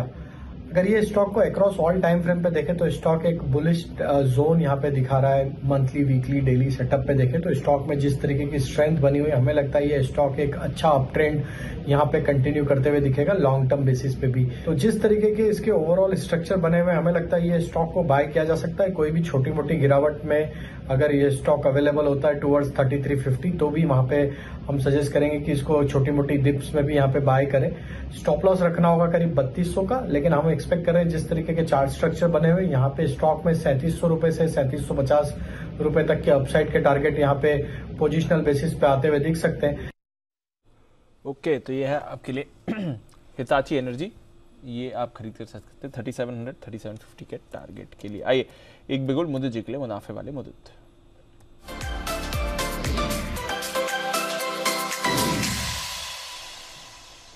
बताएं सर। एक बहुत बढ़िया स्टॉक है। यहाँ पर फ्यूचर के जरिए भी पोजीशन बनाएंगे और ऑप्शन के जरिए भी पोजीशन बनाएंगे। परफेक्ट चार्ट, परफेक्ट एंगल्फिंग, जो बुलिश एंगल्फिंग होती है वो यहाँ बनती हुई नजर आ रही है। मैं बात कर रहा हूँ हाल हिंदुस्तान एरोनॉटिक्स लिमिटेड 2530 स्पॉट के लेवल है, 28 स्पॉट के लेवल है। यहाँ पर खरीदारी करके चलेंगे। पहला टारगेट बनेगा 2555 का, दूसरा टारगेट बनेगा 2580 का और स्टॉप लॉस निकल कर आ रहा है 2510 का। ये आप फ्यूचर के जरिए पोजीशन बना के चल सकते हैं। अदरवाइज आप ऑप्शन भी खरीद सकते हैं। 2550 वाला कॉल ऑप्शन जो करीब 18-19 के आसपास ट्रेड होता हुआ नजर आ रहा है, इसका पहला टारगेट 31 रुपए है, दूसरा टारगेट 40 रुपए है और स्टॉप लॉस रहेगा 14 का। ठीक है, जिस तरह के चार्ट्स बने हैं स्टॉक में, ईयरली हाई बना था करीब 2800 का। उसके बाद लगातार पूरी दिसंबर सीरीज में स्टॉक में करेक्शन देखने को मिला। फ्राइडे को 100 डैमर टेस्ट करके आज के सेशन में स्टॉक में एंगल्फिंग, बुलिश एंगल्फिंग बनती हुई नजर आ रही है और बहुत बढ़िया वॉल्यूम के साथ बाइंग देखने को मिल रही है। डेरिवेटिव डाटा में शॉर्ट कवरिंग भी स्टॉक में शुरू हो चुकी है। तो ये सारी चीज के हिसाब से फ्यूचर में भी पोजीशन बना सकते हैं, ऑप्शन के जरिए भी पोजीशन बना के चल सकते हैं। 41 तक के अपसाइड मूव उस ऑप्शन में 2550 वाले में देखने को मिलेंगे। स्टॉप लॉस रहेगा 14 का। ओके, HAL हिंदुस्तान एरोनॉटिक्स, ये आप खरीद कर चले। ये राय आ रही है आपके लिए मोदी जी की तरफ से। ऑप्शंस के जरिए भी ट्रेड हो सकता है। डिफेंस, वसीम साहब ने भेल भी दिया है ना, BHEL भी दिया है। तो सारे सरकारी कंपनियां, डिफेंस, इंजीनियरिंग, ये सारे के सारे स्टॉक्स अब फिर से एक्शन में आने लगे। बिल्कुल सर, बढ़िया मूव इस पर आपको आ रही है। आइए, रैली तो अब आज भी आ रही है और अदरवाइज हमने देखा है जून के बॉटम से एक बढ़िया रैली बाजार में बनी हुई है। रिटेल निवेशक ने म्यूचुअल फंड्स में अपना मुनाफा हालांकि बांधा है और अपसाइड पर हमने देखा है थोड़ी मुनाफा वसूली भी कर रहे हैं। पिछले 3 महीने का ट्रेंड कैसा रहा है बाजार में रिटेल निवेशकों की तरफ से, म्यूचुअल फंड्स के जरिए वो क्या एक्शन कर रहे हैं, आइए एक बार समझा जाए कुशल के साथ। कुशल, बताइए क्या चल रहा है। बिल्कुल दीप, आप देखिए यहाँ पर रिटेल निवेशक का, जिसके पहले भी जब हमने लिंक करके बताया था कि जो तीसरी महाशक्ति है वो अपनी तरफ से काफ़ी स्ट्रॉन्गर बन रही है और स्मार्टर बन रही है। तो स्मार्टर बनने का एक और इंडिकेशन यहाँ पर जो सितंबर से नवंबर तक का डेटा है उसमें भी आता हुआ नजर आ रहा है। सबसे पहले पिछले 3 महीनों में अगर आप देखें तो जो रिटेल निवेशकों ने करीब 22,000 करोड़ की कुल SIP रिडीम की है, जिसमें 87% जो हिस्सा है वो इक्विटी या ग्रोथ स्कीम्स का है। तो इक्विटी रिलेटेड जो स्कीम्स है उसमें रिडेम्पशंस हमें देखने को मिली है। एंड नवंबर में ही अगर आप टोटल देखेंगे पिछले 3 महीनों में लगभग 10,000 करोड़ रुपए की रिडेम्पशन आती हुई दिखी है। तो जिस तरह के नवंबर में रैली होती हुई दिखी थी निफ्टी की खासकर, उसमें लोगों ने काफ़ी प्रॉफिट बुक किया है और इसका इंडिकेशंस ये आंकड़े बताते हुए दिख रहे हैं। इनफैक्ट पिछले 3 महीनों में SIPs में केवल डेफिनेटली हमारे पास जो डेटा आता है वो ग्रॉस इनफ्लोज का डेटा आता है, तो कंपेरेटिवली आप नेट इनफ्लोज की बात करेंगे तो 17,154 करोड़ रुपए का निवेश रिटेल निवेशकों की तरफ से SIP में आता हुआ दिखा है। तो नवंबर की जो रैली का पूरा फायदा है वो रिटेल निवेशकों ने लिया है। अब यही देखना है कि आगे चलकर यहाँ पर ये जो ट्रेंड है ये बदलता हुआ नजर आता है या कोई और बड़ा क्यू इनको नजर आता है फर्दर प्रॉफिट बुकिंग के लिए। बट लार्जली अगर आप आंकड़े देखेंगे तो सितंबर में लगभग 6,600 करोड़, अक्टूबर में 5,500 करोड़ की रिडेम्पशन एंड नवंबर में जैसे कि मैंने पहले बताया कि करीब 10,000 करोड़ रुपए की रिडेम्पशंस होती हुई दिखी है। बट ये ट्रेंड हो सकता है कि आगे चलकर बदलता हुआ दिखे। हो सकता है ट्रेंड आगे चलकर बदलता हुआ दिखे, बट फिलहाल ये चल रहा है म्यूचुअल फंड्स और रिटेल निवेशकों का एक्शन। थोड़ा रिडेम्पशन प्रेशर भी आपको आते हुए दिख रहा है। आई बिगुल सुमित जी के लिए सुमित का सुपर।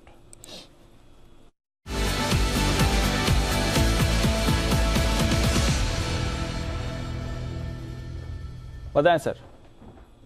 दीपांशु, भाई का स्टॉक रडार पे आया है 220.50, 221 ये भी भाव चल रहा है। 221 स्टॉक का नाम है कोल इंडिया। कोल इंडिया के अंदर मोमेंटम बन रहा है। कोल इंडिया ने पिछले 15 से 25 दिनों के अंदर ऊपरी लेवल से गिरावट दिखाया। गिरावट दिखाने के बाद स्टॉक ने नीचे में 214 रुपए, 215 रुपए के आसपास का सपोर्ट लिया है और अब ये ऊपर में जैसे ही 222, 223 का लेवल निकलेगा तो स्टॉक के अंदर यहां से एक बढ़िया मोमेंटम ऊपर की तरफ देखने को मिलेगा। कोल इंडिया में यहाँ पे CMP पे खरीदारी करे, मेरे को लग रहा है कि कोल इंडिया के अंदर यहाँ से एक बढ़िया मूव ऊपर की तरफ बनेगा। 214 रुपए का नीचे के अंदर स्टॉप लॉस बनेगा और ऊपर में जो कोल इंडिया में टारगेट देखने को मिल सकते हैं हफ्ते भर के अंदर 228 रुपए से लेके 232 रुपए तक के देखने को मिल सकते हैं। ट्रेडिंग मोमेंटम में ये टारगेट बनेंगे। 232 का लेवल निकलने के बाद बढ़िया ऊपर का मूव बनेगा। फिलहाल 228, 232 ये दो टारगेट्स को ध्यान में रखते हुए खरीदारी करें 214 के स्टॉप लॉस से। ओके, तो ये राय है आपके लिए कोल इंडिया पर सुमित जी की तरफ से। आइए बिगुल, नितिन जी के लिए निफ्टी के निशानेबाज नितिन मुरार का।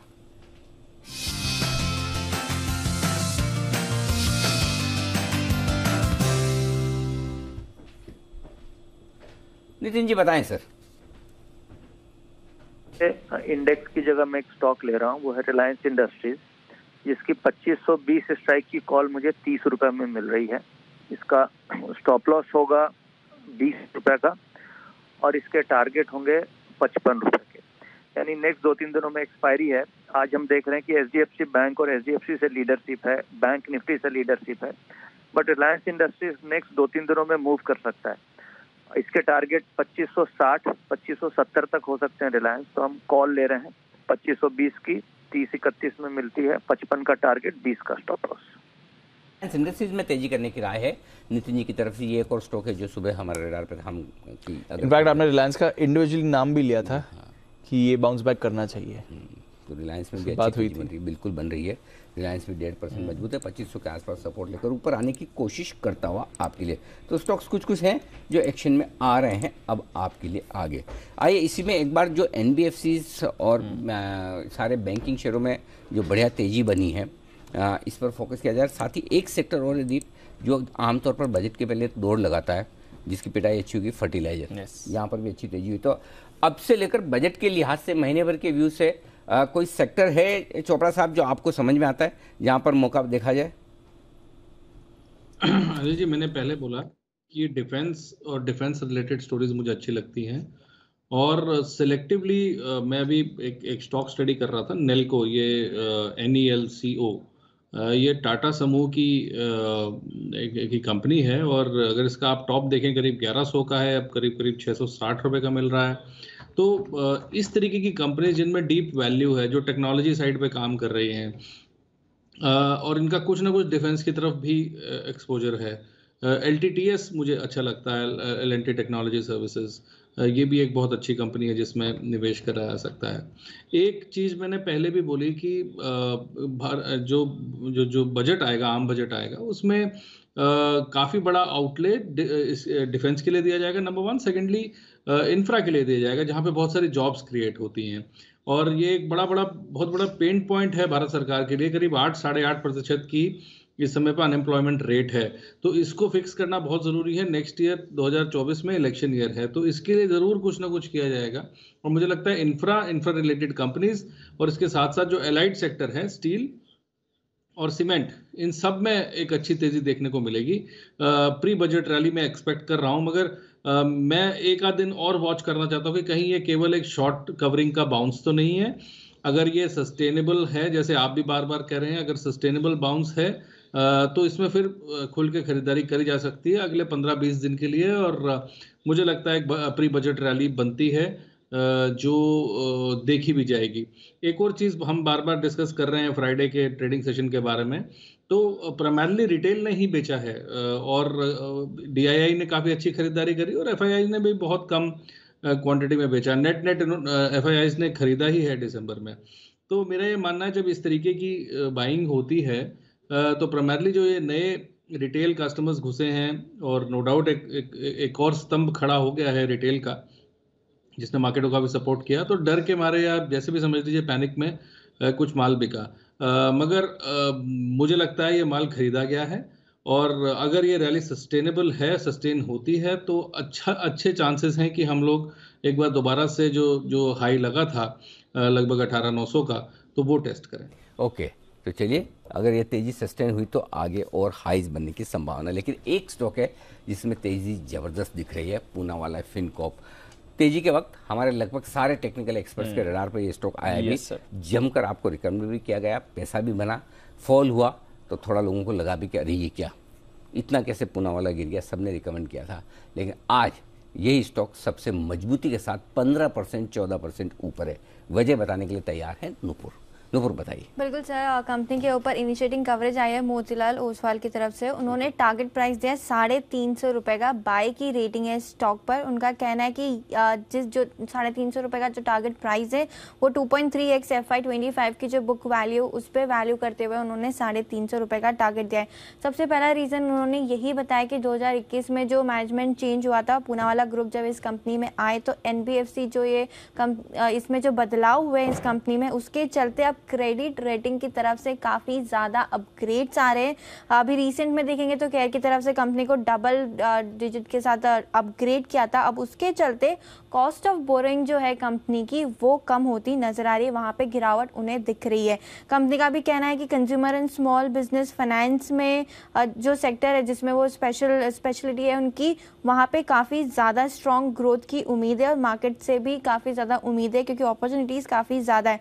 मैनेजमेंट ने FY25 का विजन भी पुट आउट किया है जहाँ पर उन्होंने कहा है कि उनकी जो AUM में ग्रोथ होगी वो करीबन 35 से 40% की ग्रोथ आने वाले 3 साल में देख सकते हैं। इस पर मोतीलाल का मानना है कि जो एसेट क्वालिटी है वो काफ़ी मजबूत होगी। क्रेडिट कॉस्ट रेटिंग अपडेट्स आने के बाद 1% के पास रहने वाली है।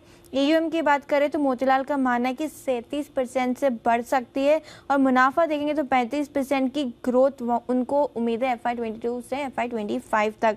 रिटर्न ऑन इक्विटी की भी बात करें तो यहाँ पे मोतीलाल का मानना है कि 12% के आसपास रह सकती है FY22 के नंबर्स पर। फिलहाल जो मौजूदा वैल्यूएशन है, मौजूदा भाव पर अगर हम वैल्यूएशन देखें इस कंपनी के तो 1.8 के आसपास होंगे और दूसरे कॉम्पिटिटर से बात करें तो वो करीबन 2 से 3 टाइम्स पर ट्रेड करें। तो वैल्यूएशन से फिलहाल के मौजूदा भाव पे ये कम पर है, डिस्काउंट पर है, इसलिए टारगेट 350 का है जो 2.3 के वैल्यूएशन पे इसको लेके जाता है। ओके, तो डिस्काउंट पर है। रीसेंट करेक्शन भी हमने देखा है। फ्राइडे के क्लोज से देखें तो ये जो 350 का टारगेट करीब 40% के प्रीमियम पर भी आता है। चोपड़ा साहब, आपके रेडार पर है पूनावाला फिनकॉर्प सर?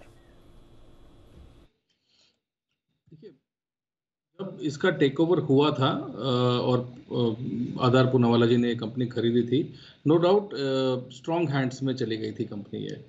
मगर अगर NBFC स्पेस की बात करें तो मुझे लगता है कि बहुत सारी अच्छी NBFCs हैं जो कि पूनावाला से बेटर हैं। HDFC है, श्रीराम ट्रांसपोर्ट फाइनेंस है जो मुझे बहुत अच्छा लगता है। तो श्रीराम ग्रुप ओवरऑल मुझे बहुत अच्छा लगता है, उनके बैंक भी हैं।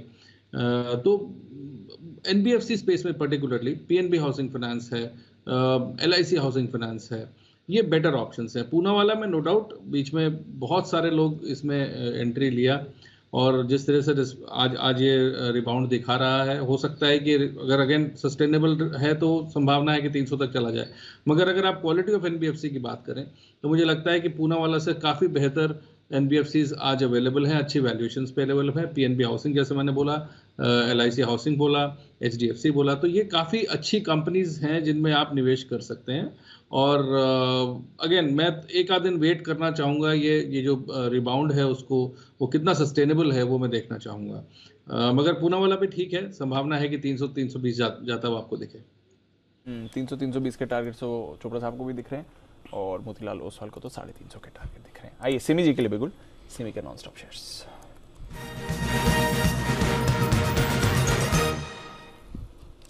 बताएं सिमी जी। दीपांशु, खरीदने का सलाह है एक PSU बैंक पर। मुझे लगता है कि PSU बैंक में जो रैली आया था वो रैली तो लास्ट 6 से 8 महीने में 100% रैली ऑलमोस्ट छोटे छोटे सारे जो PSU बैंक्स था उसमें आ गया था। पर रिसेंट जो फॉल आया उस फॉल में सिर्फ 20 से 25% फॉल ही आया है। तो मुझे लगता है कि पूरा PSU बैंक वापस से फोकस में आ जाना चाहिए और छोटे छोटे बैंक में मेरे फेवरेट्स बहुत सारे हैं, मैंने कई बार कॉल्स भी दिया है। और आज मुझे लगता है कि यूनियन बैंक को फोकस में रखना चाहिए क्योंकि यूनियन बैंक जो भी फ्राइडे का जो कैंडल बना था वो पूरा कवर करके अभी मतलब एडवांस हो चुका है, 80 के आसपास अभी है। पूरा जैसा फॉल इसने दिखाया है वो पूरा रिकवर हो जाएगा ऐसा मैं एक्सपेक्ट कर रही हूँ। 80 के आसपास खरीदने का सलाह होगा यूनियन बैंक को। यूनियन बैंक में जो स्टॉप लॉस रहेगा वो रहेगा 76 के नीचे और मुझे लगता है कि पहला टारगेट 88 होगा और दूसरा टारगेट 95 होगा। 95 का हाई बनाने के बाद ही ये स्टॉक नीचे आया था, तो 95 क्रॉस करने के बाद ही इसमें फ्रेश मैं टारगेट्स दे सकती हूँ। तो फिलहाल के लिए 88 का पहला टारगेट, 95 का दूसरा टारगेट। मुझे लगता है कि ये करेक्शन एक बार के लिए तो शायद खत्म हो चुका है। 76 का स्टॉप लॉस के साथ यूनियन बैंक को खरीद कर चलिए। ओके, यूनियन बैंक खरीद कर चलिए। हालांकि आज आपको कुछ ज्यादा इसमें मौका बनता नहीं। सुमित जी का आपके लिए एक मासूम सवाल है। सुमित जी पूछिए, आप पूछेंगे या मैं पूछूं? आपके मैं पूछे जरा सुमित जी के ब्याह पे। आप ही पूछिए। बोले 100 रुपए के नीचे वाला तो सुमित जी के शेयर है। सुमित जी बोले अब मैं क्या करूं, सब आप ही रिकमेंड करेंगे। नहीं मिस्टेक। सुमित का नजर में 100 रुपया भी नहीं 50 रुपया के नीचे वाला स्टॉक होता है। तो इसलिए सुमित के लिए मैंने 50 रुपया का स्टॉक स्टॉक छोड़ दिया है। अच्छा, सुमित सुमित जी चाहे कुछ भी ले सकता है, मैंने तो सिर्फ 80 रुपया का स्टॉक लिया है। ओके सुमित जी, आपके लिए खाली आइडिया और यस बैंक है, ऐसा सिमी जी कह रही है। यही कह रही है ना सिमी जी, 2 स्टॉक ही इनको रिकमेंड करना है। साउथ इंडिया बैंक है, बहुत सारे, अभी भी महा बैंक है, बहुत सारे बैंक है। ऐसा नहीं है कि उसके लिए कुछ भी छोड़ा नहीं है। ओके सुमित जी, पता चला कि बोले कि मैं हफ्ते में एक ही दिन शो में आऊंगा जिस दिन सिमी जी ना हो। ओके चलिए, यूनियन बैंक खरीदारी करने की राय सिमी जी की तरफ से है। इस वक्त 88 और 95 के टारगेट के इकलौता एक ही शेयर है पूरे मार्केट में। आप सोचेंगे ऐसा कौन सा शेयर है ऐसा? इस बिगुल के बाद आपको पता चलेगा।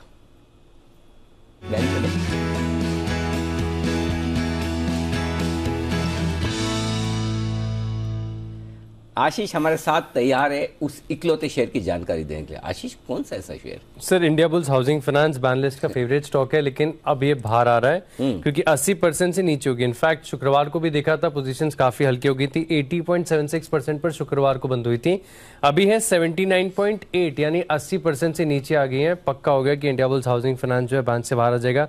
लेकिन सर, एक्सपायरी नजदीक है, अब रोल ओवर काफी बढ़ते जा रहे हैं। 2 स्टॉक ऐसे हैं जहां पर पोजीशंस बढ़ गई हैं, इनफैक्ट 95% के आंकड़े को क्रॉस कर गई हैं। सबसे पहला है BHEL, यहाँ पर अगर आप देखें तो 104% है मार्केट वाइड पोजीशन लिमिट, तो यहाँ पर पॉसिबिलिटी है कि स्टॉक बैन में आ जाएगा। दूसरा, इसमें भी बड़ा मूव आज देखने को मिला है। PNB करीब 101% है मार्केट वाइड पोजीशन लिमिट, तो BHEL और PNB 2 स्टॉक अपने रडार पर रख सकते हैं। हो सकता है पॉसिबिलिटी कि स्टॉक बैन में आ जाए। India bulls housing finance stock अकेला जो भी फिलहाल बैन में बना हुआ है वो बैन से बाहर आएगा। तो इंडिया बुल्स बैन से बाहर आ सकता है और PNB ये बैन में जाने की तैयारी कर रहा है। BHEL पर भी आप रखें नजर। इंडिया बुल्स के एक बार चार्ट पर बंसल जी की राय भी ली जाए। बंसल जी, जबरदस्त रिबाउंड है, इसमें बैन से बाहर आ सकता है सर, जरा चार्ट पर अपनी राय दें। दीपांशु, मुझे तो आईबुल हाउसिंग काफी स्ट्रांग लगता है, बट बड़ी शार्प इसमें करेक्शन देखने को मिली थी। तो मेरे को तो दीपांशु यहाँ पर 200 प्लस के लेवल्स दिखते हैं, और मैंने और कुणाल जी ने तो यहाँ पर कॉल भी दिया हुआ है, तो बने रहने की राय है। हालांकि जो हमारा स्टॉप लॉस था 135 का ऑन क्लोजिंग बेसिस मार्केट की वोलेटिलिटी में क्रैक हुआ है, बट बड़ा स्ट्रक्चर इंटैक्ट है, जो होल्ड कर सकता है होल्ड करे।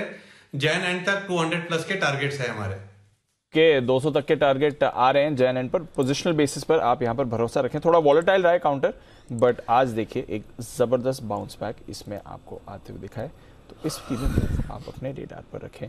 एक रेमंड में भी एक अच्छी मूव आ रही है, 6% ऊपर आपको रेमंड दिख रहा है इस समय। एक बढ़िया स्पाइक रेमंड के चार्ट पर भी आपको दिखा है। एक बार इसकी चार्ट पर भी डायल ली जाए। मुद्दे जी, जरा रेमंड का काउंटर देखिए सर, आज 6% ऊपर। तो देखिए चार्ट अच्छा है, स्टॉक में बॉटम बनाया आज के सेशन में भी, वहीं से रिवर्सल देखने को मिला है। शॉर्ट टर्म मूविंग एवरेज के ऊपर भी एक काउंटर निकला है, यहाँ से तेजी दिखाएगा। पहला टारगेट बनेगा 1490 का, 1490 निकलते हैं, उसके बाद 1560 तक के अपसाइड मूव रेमंड में नजर आते हैं। पोजीशन है, बिल्कुल होल्ड करके चलिए, खरीदारी भी करके चल सकते हैं। स्टॉप लॉस रहेगा 1390 का। तो ये है आपके लिए रेमंड जिस पर रखनी है नजर। चोपड़ा साहब, बजाज हिंदुस्तान कुछ समय पहले आपने न्यू ईयर पिक में रेकमेंड किया था, और अग्रेसिव टारगेट डबल और फिर ट्रिपल होने तक के आपने टारगेट्स की बात करी थी। रिसेंटली थोड़ा करेक्ट भी हुआ, वापस अक्यूमुलेशन का मौका है सर इन लेवल्स पर बजाज हिंदुस्तान। क्या राय देंगे? 16 का लेवल इस समय। मुझे थोड़ा सा टाइम चाहिए होगा इसको बस समझाने के लिए। देखिए, बहुत अग्रेसिव टारगेट्स थे और उस दिन आई थिंक सर्किट भी लगाया था। टेक्निकल बैलेंस में कहूँ तो एक गैप छोड़ा हुआ है इसने 14 और 15, 13.15 और 15 रुपए के बीच में, तो एक संभावना है कि वो गैप कवर करने आया। एनएलजी भी अभी गैप्स के बारे में बात कर रहे थे। इसका फंडामेंटल रीजन क्या है मैं थोड़ा सा आपको बताना चाहता हूँ। नंबर 1, इस कंपनी ने जो भी इसका कर्जा था, डेट था, मूल प्लस जो ऊपर का जो ब्याज था, वो सारा का सारा पे ऑफ कर दिया है। तो करीब 200 करोड़ रुपए जो बैलेंस शीट से बाहर चले जाते थे अपना डेट सर्विस करने के लिए, वो प्रॉफिट में जुड़ेंगे। नंबर 2, इस कंपनी की जो सेल्स है लगभग 6000 करोड़ की है, और sales to M cap ratio 0.3 की है। अगर आप इसके पीयर्स को देखें, अगर आप रेणुका शुगर्स को देखें, या बलरामपुर चीनी को देखें, या धामपुर को देखें, या EID पैरी को देखें, सबका जो sales to M cap ratio है वो 1.5 के आसपास है या उससे ज़्यादा है। तो कहीं ना कहीं वैल्यूएशन मिसमैच है। यदि कोई कंपनी पूरी तरीके से परेशानी से बाहर आ गई है और कर्जा अपना पूरा पे कर चुकी है और अभी भी लगभग 6,000 करोड़ की सेल्स कर रही है। तो ये बहुत सब्सटैंशियल डेवलपमेंट है किसी भी कंपनी के लिए। और माइंड यू, अगर आप लोग हैं मार्केट में, तो आप भी याद रखेंगे कि ये 200-300 रुपए का स्टॉक चला करता था किसी ज़माने में, और अच्छा पोटेंशियल अपसाइड मुझे दिखाई देता है। और जो मैं दोबारा बोल रहा हूँ, sales to M cap ratio कहीं ना कहीं ये अगर 1 पे भी आता है तो भी मेरा ये मानना है आराम से 40-45 रुपए तक जा सकता है। तो थोड़ा सा लॉन्ग टर्म प्ले है, पेशेंस का प्ले है। हो सकता है कि ये गैप भरने के लिए नीचे भी आए, करीब करीब आपको 13-14 रुपए के आसपास भी दिखे, मगर वो लेने की बहुत अच्छी अपॉर्चुनिटी होगी। Bajaj Hind long term players के लिए यहाँ बहुत अच्छा स्टॉक है। जाने के लिए बहुत कम है, आने के लिए बहुत ज़्यादा है। तो इसीलिए मैंने रिकमेंड किया था, क्योंकि सामने सेल्स दिखाई दे रही है और अब आगे कर्जे का ओवरहैंग नहीं है। तो इसलिए थोड़ा लॉन्ग टर्म प्ले है, बट डेट रीपेमेंट हो चुका है और वहां से फिर इन्हें एक बड़ा बेनिफिट कारोबार के लिए मिलने वाला है। नजर रखिए बजाज हिंदुस्तान चोपड़ा साहब की पिक अभी रिसेंटली उन्होंने रेकमेंड भी की थी न्यू ईयर पिक के तौर पर। इंडसइंड बैंक आज ये जबरदस्त तेजी में आए हैं, 1200 के लेवल इंडसइंड बैंक आपको क्रॉस करते हुए दिख रहा है। और इनकी जो होल्डिंग कंपनी है वो रिलायंस कैपिटल के लिए बोली भी लगा रही है, वो भी खबर आई थी आज। इनफैक्ट टॉप गेनर है निफ्टी का इंडसइंड बैंक, 1200 का लेवल इसके चार्ट पर आ रहा है। कुणाल जी क्या करना है सर इंडसइंड बैंक एग्जैक्टली 1200 के लेवल पर इस समय?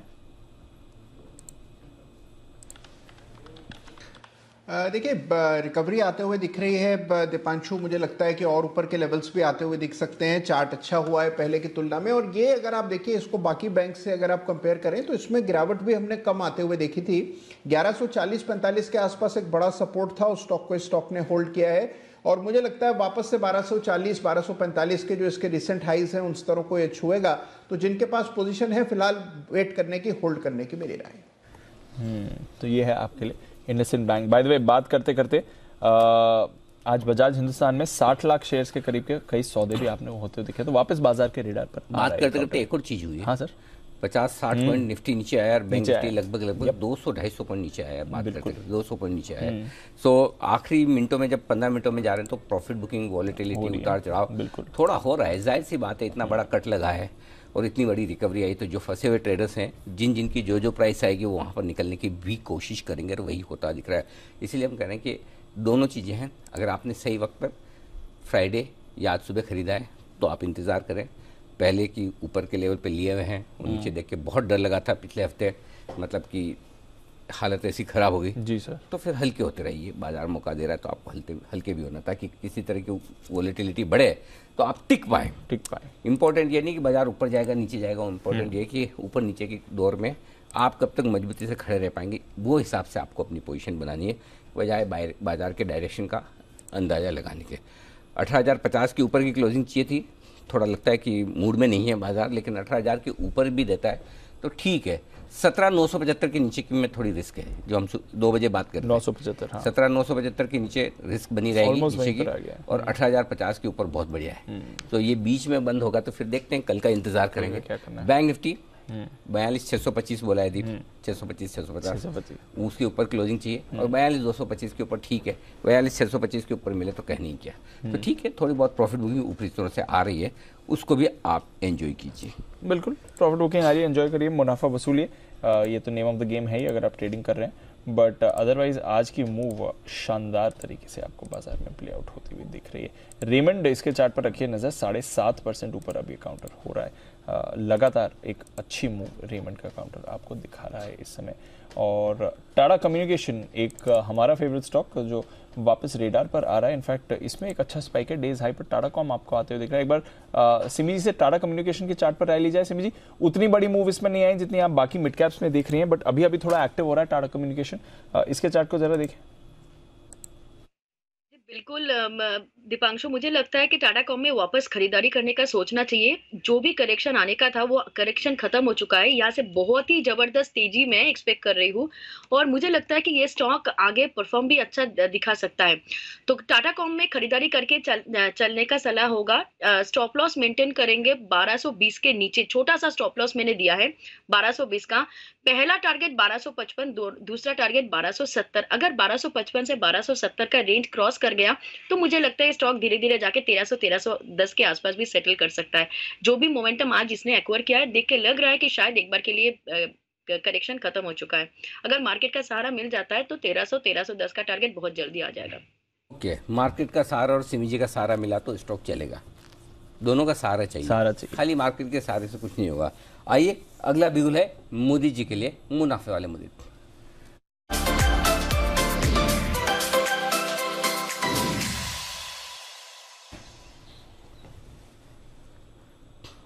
मोदी जी बोलिए।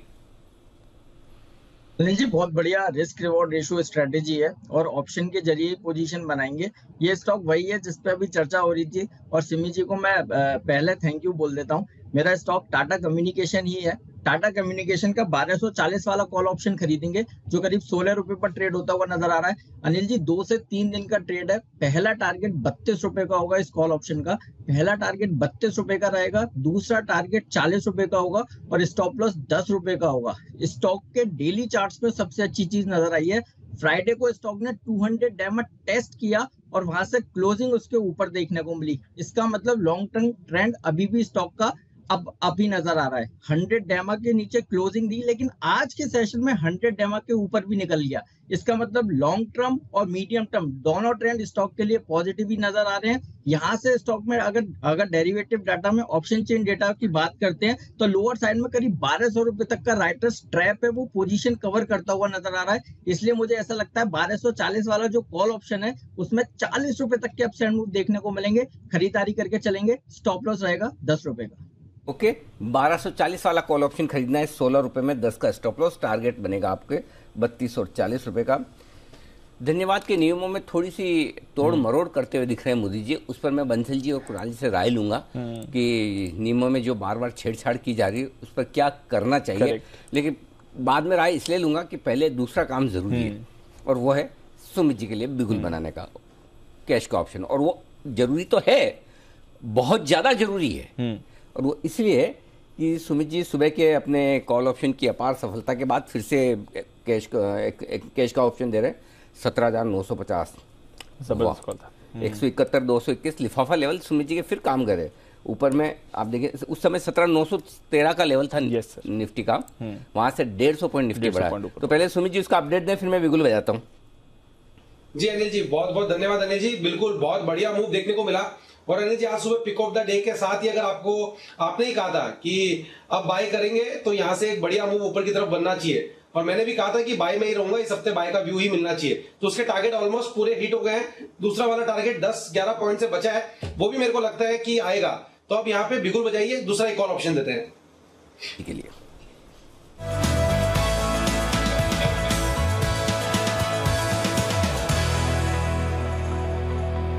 बताएं सर जी।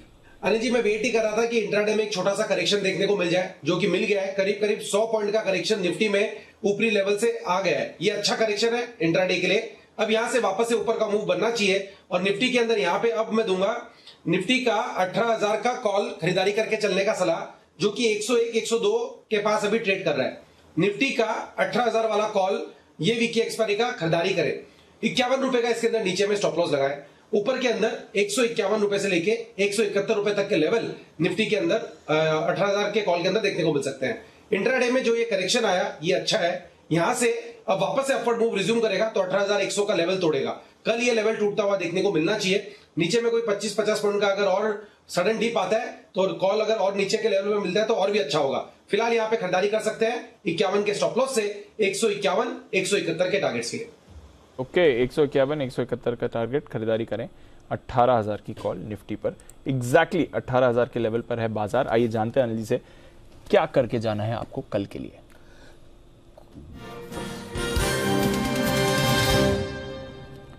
रुपया भी Anil ji by the way एक हफ्ते की ऊंचाई पर है, 22 पैसे मजबूत है इस समय। 200 पॉइंट ऊपर निफ्टी, 900 पॉइंट ऊपर बैंक निफ्टी, जो थोड़ा ऊपर से डिप आया था उसके बाद वापस आप देख रहे हैं बाजार हल्का हल्का ऊपर ही जा रहे हैं। 42,600 पर बैंक निफ्टी, 18,000 पर निफ्टी। क्या करके जाना है सर? तेजी की पोजीशन बरकरार रखें जी। फ्रेश खरीदारी के लिए थोड़ा सा रिस्की है, लेकिन फिर भी आप रिस्क लेना चाहें तो कर सकते हैं। खरीदने और बेचने में जो है रिस्क रिवॉर्ड रेशियो खरीदारी के फेवर में। 18,000 पर निफ्टी बंद हो रहा है, चाहें तो 17,800 का कॉल ऑप्शन आप पुट ऑप्शन खरीद कर हेज कर सकते हैं। हाँ। बैंक निफ्टी 42,600 के आसपास बंद हो रहा है, और अगर आप चाहें तो 42,300 का या 42,000 का, जो आपको ठीक लगे, वो पुट ऑप्शन रखकर होल्ड कर सकते हैं। और ये जो तेजी करना चाहते हैं 18,000 का और 42,500 का कॉल ऑप्शन खरीद कर भी कर सकते हैं। तो थोड़ा सा एक आध दिन वॉलेटिलिटी रह सकती है, ध्यान थोड़ा सा बेहतर हो रहा है, रिस्क थोड़ी कम हो रही है, लेकिन इसका मतलब ये नहीं कि आप हमें पूरी तरह से खतरे से खाली हैं। इसलिए देखिए, आप देखिए निफ्टी एग्जैक्टली वहीं जाकर बंद हो रहा है 17,975 18,050 की रेंज में। इसके ऊपर बंद होता तो संकेत ज़्यादा मजबूती का होता, क्योंकि आज ग्लोबल मार्केट से ज़्यादा संकेत है नहीं, डाउ फ्यूचर से ही लेने। और दूसरा, बैंक निफ्टी जो हमको चाहिए था 42,625 के ऊपर बंद होता, लगभग वहीं जाकर बंद हो रहा है एग्जैक्टली। सो जैसे 17,800 पे बंद होकर नीचे नहीं गया ना, वैसे 42,625 के आसपास आकर रुक भी सकता है और पार किया। तो इसलिए एक दिन और इंतजार कर लें, सुबह कल फ्रेश पोजीशन फिर से बना ले, क्या दिक्कत है। बट है तो होल्ड कर लीजिए, कोई दिक्कत नहीं। ठीक है तो होल्ड कर लीजिए, कोई दिक्कत नहीं है, कल आके फ्रेश पोजीशन बना सकते हैं। अगर है तो एक पुट ऑप्शन जरूर लेके जाएं हेज के जरिए। आइए, एक इंटरेस्टिंग रिपोर्ट और है। ऑटो स्टॉक्स में तो इस साल हमने दमदार तेजी देखी, और ऑटो की नई गाड़ियों की बिक्री तो रिकॉर्ड स्तर पर रही है, बट इसके साथ ही प्री ओन्ड कार, यानी कि सेकंड हैंड, थर्ड हैंड, पहले की किसी ओन्ड कार जो आप फिर वापस बेच रहे हैं, और वो मार्केट जो है वो भी काफी गर्म है। इनफैक्ट यहाँ पर प्री ओन्ड कार्स की बिक्री भी रिकॉर्ड स्तर पर आ रही है। जरा समझते हैं ये क्या ट्रेंड है। कुशल है हमारे साथ। कुशल, नई गाड़ियों की तो दमदार बिक्री है, बट यहाँ पर सेकंड हैंड कार्स की भी बड़ी बिक्री हो रही है। बिल्कुल दीप, और ज़बरदस्त कंपटीशन प्री ओन्ड सेगमेंट से भी अब आता हुआ नज़र आ रहा है। एंड खासकर जो जेन जी है, यानी कि जो 30 साल से कम उम्र वाले जितने भी कंज्यूमर्स हैं, वो काफ़ी ज़्यादा रुचि दिखा रहे हैं इसमें। इनफैक्ट यहाँ पर आप देखिए तो जो ज़्यादातर युवा खरीदार है वो पहली बार गाड़ी खरीद रहे हैं, और यहाँ पर जो प्री ओन्ड सेगमेंट है वहाँ पर अब इनका फोकस बन रहा है, और उसमें भी जो SUV स्पेस है यहाँ पर इनकी दिलचस्पी ज़्यादा है। कंपनी कॉन्ट्रीब्यूशन की बात करें तो मारुति की अगर आप देखें तो यहाँ पर लगभग 23% का योगदान है प्री ओन्ड कार बिक्री में, टाटा मोटर्स का लगभग 30% और Hyundai भी लगभग 23% कंट्रीब्यूट कर रहा है। तो अक्रॉस दी बोर्ड यहाँ पर खरीदारी हो रही है। एंड प्री ओन्ड स्पेस में जो एज कंट्रीब्यूशन है 50% जो है टोटल का, लगभग 18 से 35 वर्ष की एज ब्रैकेट में है, और 45% 36 से 60। तो लार्जली 18 टू 35 वाली जो एज रेंज है वहाँ पर काफ़ी अच्छी खरीदारी होती हुई दिख रही है। इनफैक्ट यहाँ पर अगर आप देखें तो जिस तरह से यहाँ पर किया, जो कि एक नई ब्रांड है, इंडिया में इंट्रोड्यूस हुई थी कुछ साल पहले ही, उन्होंने भी प्री ओन्ड गाड़ियों के कारोबार में प्रवेश कर लिया है, और आगे चलकर यही एक्सपेक्टेशन है कि जो भी स्टॉक्स यहाँ पर इससे जुड़े हुए हैं, इनफैक्ट आप मारुति सुजुकी की ट्रू वैल्यू है, महिंद्रा की फर्स्ट चॉइस है, तो ऐसे करके काफ़ी सारे इनकी खुद की ही जितने भी OEMs हैं उनकी अपनी प्री ओन्ड सेगमेंट भी है, तो वहाँ पर फोकस है। और साथ साथ हम कार ट्रेड जो कि एक लिस्टेड कंपनी है उस पर भी फोकस रखिए, क्योंकि यहाँ पर इनके लिए भी ये एक अच्छी खबर है। तो नजर रखिए, प्री ओन्ड कार मार्केट में भी आपको बड़ा एक्शन बनते हुए दिख रहा है। ऑटो काउंटर्स तो वैसे भी आपको अच्छी तेजी में थे, और आज तो ऑटो एंसिलरी स्टॉक्स भी आपको जबरदस्त तेजी में दिख रहे हैं। तो आज तो पूरे स्पेस में ही मूव है। कार ट्रेड देखिए 3.5% ऊपर ये काउंटर भी है, बट सारे OEMs आपको अच्छी तेजी दिखा रहे हैं। आइए फिर क्लोजिंग की तरफ बढ़ें, उससे पहले एक दो और काउंटर्स हैं जहां पर जल्दी से हमारे एक्सपर्ट्स की राय ले ली जाए आज की तेजी के बेसिस पर जो एक्शन है और आज जो अदरवाइज एक्शन बना है। चोपड़ा साहब, सुवेन फार्मा ट्रैक करते हैं सर, जो आज सुबह खबर आई, एडवेंट 50% हिस्सा खरीद रहा है, ऑलमोस्ट करंट लेवल्स पर ही खरीद रहा है, और उसके बाद 26% के लिए ओपन ऑफर भी आने वाला है। खबर के बाद हमने देखा है स्टॉक में थोड़ा मुनाफा वसूली भी आई है। आपके रेडार पर रहता है सुवेन फार्मा? दीप, निश्चित रूप से काफ़ी पुरानी कंपनी है, ट्रैक करता हूं मैं कभी कभी इसको। ओवरऑल फार्मा पूरे फ्लेवर से ही बाहर रहा है इस दौरान, और आप ये देखिए कि इस खबर के बावजूद स्टॉक में कोई विशेष मूवमेंट नहीं आई है। तो इसका मतलब मुझे लगता है कि एज अ सेक्टर फार्मा और हेल्थ केयर से थोड़ा सा अभी मुझे लगता है टाइम लगेगा। हालांकि इन वैल्यूएशंस पे सुवेन इसी साल में अपने लगभग 30-40% करेक्शन के बाद ट्रेड कर रहा है। अगर कोई लेना चाहता है तो गिरावट मिले, और संभावना अच्छी है कि आपको फार्मा काउंटर्स गिरावट में मिले। मगर यदि आपको सुवेन फार्मास्यूटिकल स्पेस में रहना है तो मुझे लगता है कि लुपिन है, सिप्ला है, डॉक्टर रेड्डीज है, सन फार्मा है, ये कहीं ज़्यादा बेहतर पिक्स हैं रादर देन सुवेन। तो नो डाउट एक अच्छी डेवलपमेंट है कि टेक ओवर हुआ है, मगर मुझे लगता है कि फार्मा में दूसरी अपॉर्चुनिटीज अवेलेबल है जहां पर निवेश किया जा सकता है, मगर अभी ओवरऑल फार्मा से फिलहाल दूर रहें क्योंकि सेक्टर फ्लेवर में नहीं है। और ये एक बाउंस देखा था हमने क्योंकि कोविड की खबर आई और उसके चलते हुए फार्मास्यूटिकल शेयर्स में थोड़ी तेजी देखने को मिली और मुझे लगता है कहीं ना कहीं ये फिजल आउट हो जाएगी। तो एक और बुनियादी बात मैं कहना चाहता हूँ, कई साल पहले मैं बोला करता, शायद अनिल जी को याद होगा, कि जो जेनेरिक मेडिसिन हैं, अगर आप कहीं पे भी चले जाएं किसी भी बड़े शहर में, मुझे लगता है कि अब लगभग हर गली नुक्कड़ पे जेनेरिक मेडिसिन की शॉप्स आ चुकी हैं।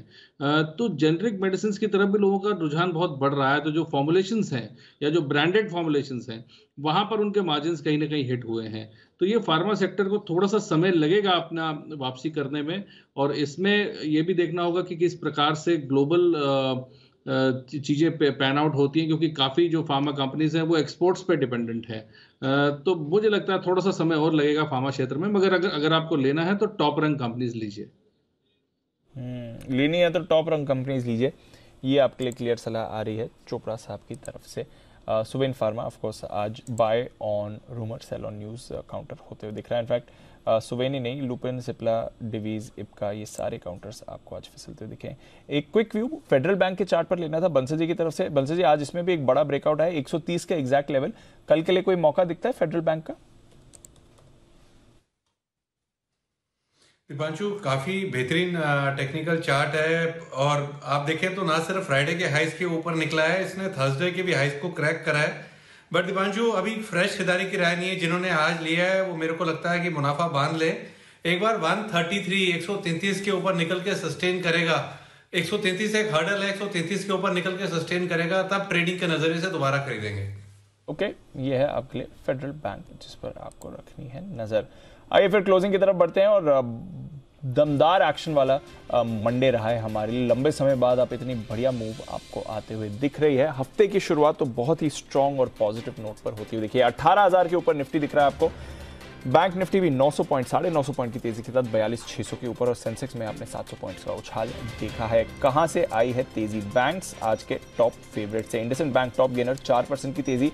एसबीआई टॉप गेनर, 4% का उछाल इसमें भी आपको आते हुए दिखा है। एक्सिस बैंक में अच्छी खरीदारी रही है। आईसीआईसीआई बैंक भी एक्टिव था।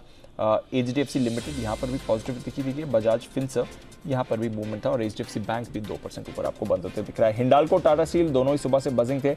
आईटीसी ने आज अच्छा सहारा बाजार को दिया है। टाटा मोटर्स, हीरो मोटोकॉर्प में आपने अच्छी खरीदारी दिखी है। आयशर मोटर्स भी पॉजिटिव रहा। मारुति सुजुकी भी करीब 1.5% ऊपर बंद हो रहा है। एमएनएम भी 1% ऊपर था। रिलायंस इंडस्ट्रीज 1% ऊपर, ये काउंटर भी। टीसीएस यहाँ पर भी आपने हल्की फुल्की तेजी देखी है। दिग्गजों का सहारा बाजार को था। गिरावट फार्मा में थी। Cipla, Divi's, Reddy's top losers. Nestle में कमजोरी थी। टाटा कंज्यूमर भी फिसला है। एचयूएल में भी आपने गिरावट देखी है, और कोटक बैंक इससे सहारा नहीं मिला है, हालांकि गिरावट सिर्फ आधे % की ही थी इस काउंटर पर। वायदा कारोबार की तरफ आए, जबरदस्त एक्शन। पीएनबी 7.5% ऊपर ये काउंटर रहा। Federal bank, RBL bank, city union bank, बंधन बैंक, बैंक ऑफ बड़ौदा, इन सभी काउंटर्स में भी आपने मूव देखिए। कैनरा बैंक भी करीब 4.5% ऊपर आपको बंद होते दिख रहा है। Indian hotels, India cements, IEX, India bulls housing, चारों के चारों आई लेटर के स्टॉक्स जबरदस्त एक्शन यहां से आपको दिखा रहे थे। कैनफिन होम्स, इसमें खरीदारी रही। डेल्टा कॉप 6.5% ऊपर 205 के लेवल पर क्लोज हो रहा है। IDFC first bank, Birla soft, first source, Hindustan copper, Apollo tyres, astral, DLF, Vedanta, NMDC, ये भी कुछ काउंटर्स थे जहां पर आपने बड़ी तेजी बनती हुई देखी है। पर गिरावट अगेन फार्मा हेल्थ केयर से जुड़े काउंटर्स, डॉक्टर लाल, इप्का, लुपिन, मेट्रोपोलिस, ग्लेनमार्क, बायोकॉन, यहाँ पर वीकनेस थी। सिंजीन, लॉरस, ये भी फिसले हैं। अपोलो हॉस्पिटल्स भी कमजोर रहा। इसके अलावा आपने गिरावट आती हुई देखी कमिंस पर। एम्फोसिस, औरो फार्मा, ये भी गिरावट दिखा रहा था। डाबर, एचसीएल टेक, भारतीय एयरटेल, यहाँ पर भी आपने वीकनेस बनती हुई देखी है। Cash markets again PSU bank सबसे आगे थे। यूनियन बैंक, यहाँ पर आपने जबरदस्त तेजी बनती हुई देखी, करीब 13-14% ऊपर बंद हो रहा है। इंडियन ओवरसीज बैंक 20% का सर्किट लगाता है। यूनियन बैंक भी 20% का सर्किट लगा रहा है। इजी ट्रिप 20% ऊपर। मजगांव डॉक 15% ऊपर। बैंक ऑफ महाराष्ट्र 14%, पूना वाला फिनकॉप 14%, येस बैंक में 14% की तेजी। बैंक ऑफ इंडिया, कोचिन शिपयार्ड, भारत डायनामिक्स, आईआरएफसी, यूको बैंक, गॉडफ्रे फिलिप्स, फिनोलेक्स इंडस्ट्रीज, गुजरात फ्लोरो, ये सारे के सारे काउंटर्स आपको दमदार तेजी दिखा रहे थे। सर्किट काफी काउंटर्स में लगा। सुवेन खबर के बाद 5% नीचे। अजंता फार्मा 4.5% नीचे। शिल्पा मेडिकेयर, थायरो केयर, आरती ड्रग्स, जुबलेंट इंग्रेविया, ट्यूब इन्वेस्टमेंट और ग्राइंडवेल नॉर्टन, यहाँ पर भी आपने वीकनेस आती हुई देखी है। घंटे की मधुर आवाज आपके कानों में गूंजती हुई बड़े दिनों बाद 3:30 पर भी, क्योंकि 18,000 के ऊपर बंद होता हुआ Nifty provisional closing double century मारकर 200 पॉइंट ऊपर और लगभग 4 अंकों की तेजी दिखाने में कामयाब होता हुआ बैंक निफ्टी 968 अंकों पर 42,600 के 725 अंकों की दमदार तेजी सेंसेक्स में, और रुपए ने भी कमाल किया। 1/4% की मजबूती 21 पैसा मजबूत होकर ट्रेड करता हुआ दिख रहा है। ये है आपके लिए प्रोविजनल क्लोजिंग। फाइनल क्लोजिंग के लिए करें इंतजार, तब तक आइए बढ़े आगे। ये साल सोने की कीमतों में जबरदस्त एक्शन वाला साल रहा। ऊपर में 56,000 की नई ऊंचाइयों छूते रहेगा, लेकिन क्या अब आने वाले साल में 2023 में सोना पिछले साल के यानी कि 2022 के सारे रिकॉर्ड तोड़ देगा? क्या 60,000 के ऊपर जाएगा? कितने लोगों के मुंह में पानी आएगा।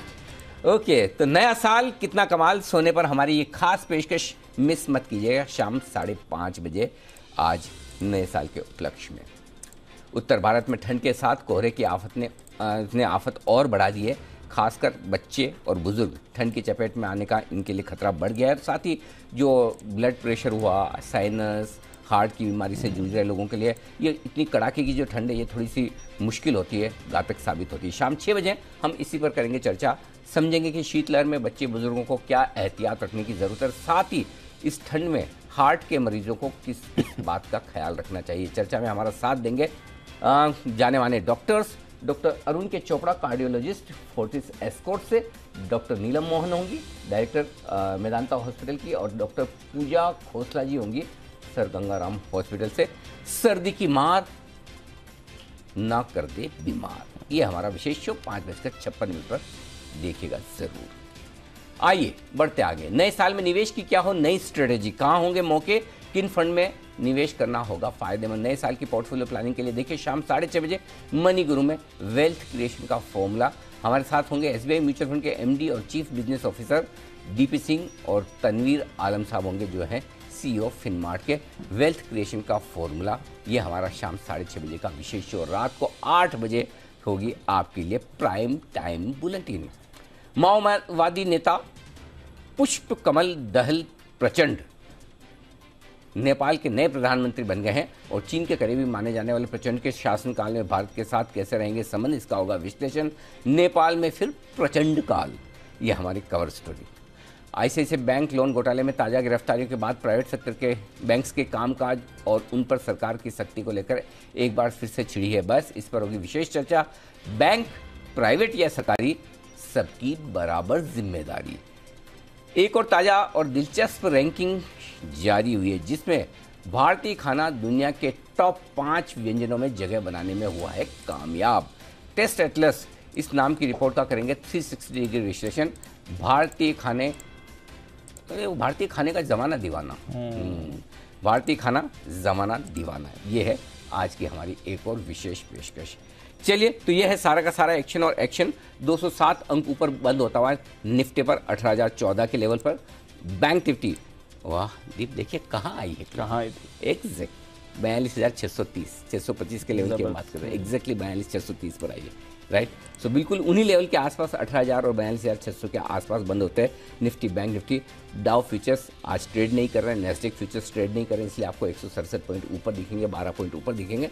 लेकिन आइए, आज रात अमेरिका में छुट्टी है, इंग्लैंड में छुट्टी है, और बाकी जो बाजार आप ट्रेक करना चाहते हैं वहाँ सब छुट्टी है, इसलिए रात भर जाग कर डाउ देख के फायदा नहीं है, सुबह डाउ फ्यूचर्स देख लेना, बिल्कुल एंजॉय, ठीक है। कभी कभी ऐसा मौका मिलता है। बिल्कुल। तो विदा लेंगे हमारे सभी एक्सपर्ट से। कुणाल जी, राकेश जी, चोपड़ा साहब, सुमित जी की मुस्कुराहट देखो, हो इस मतलब होनी भी चाहिए। आज तो बनती है सर, आज तो एकदम बनती है, एकदम सही समय पर तेजी में, सही समय पर मंदी में, दोनों तरफ मतलब बॉलिंग बैटिंग फील्डिंग सारे मतलब ऑलराउंडर। तो और आज तो सुबह से बंसल जी भी फुल फॉर्म में बैंकिंग शेयरों को दौड़ा कर कहाँ तक लेके आए। सिमी जी, मोदी जी, और साथ ही साथ चोपड़ा साहब, आप सबका बहुत बहुत धन्यवाद समय देने के लिए, आज हमारा साथ देने के लिए। कल सुबह आप सबसे फिर होगी मुलाकात। मुझे और दीप को इजाज़त दीजिए।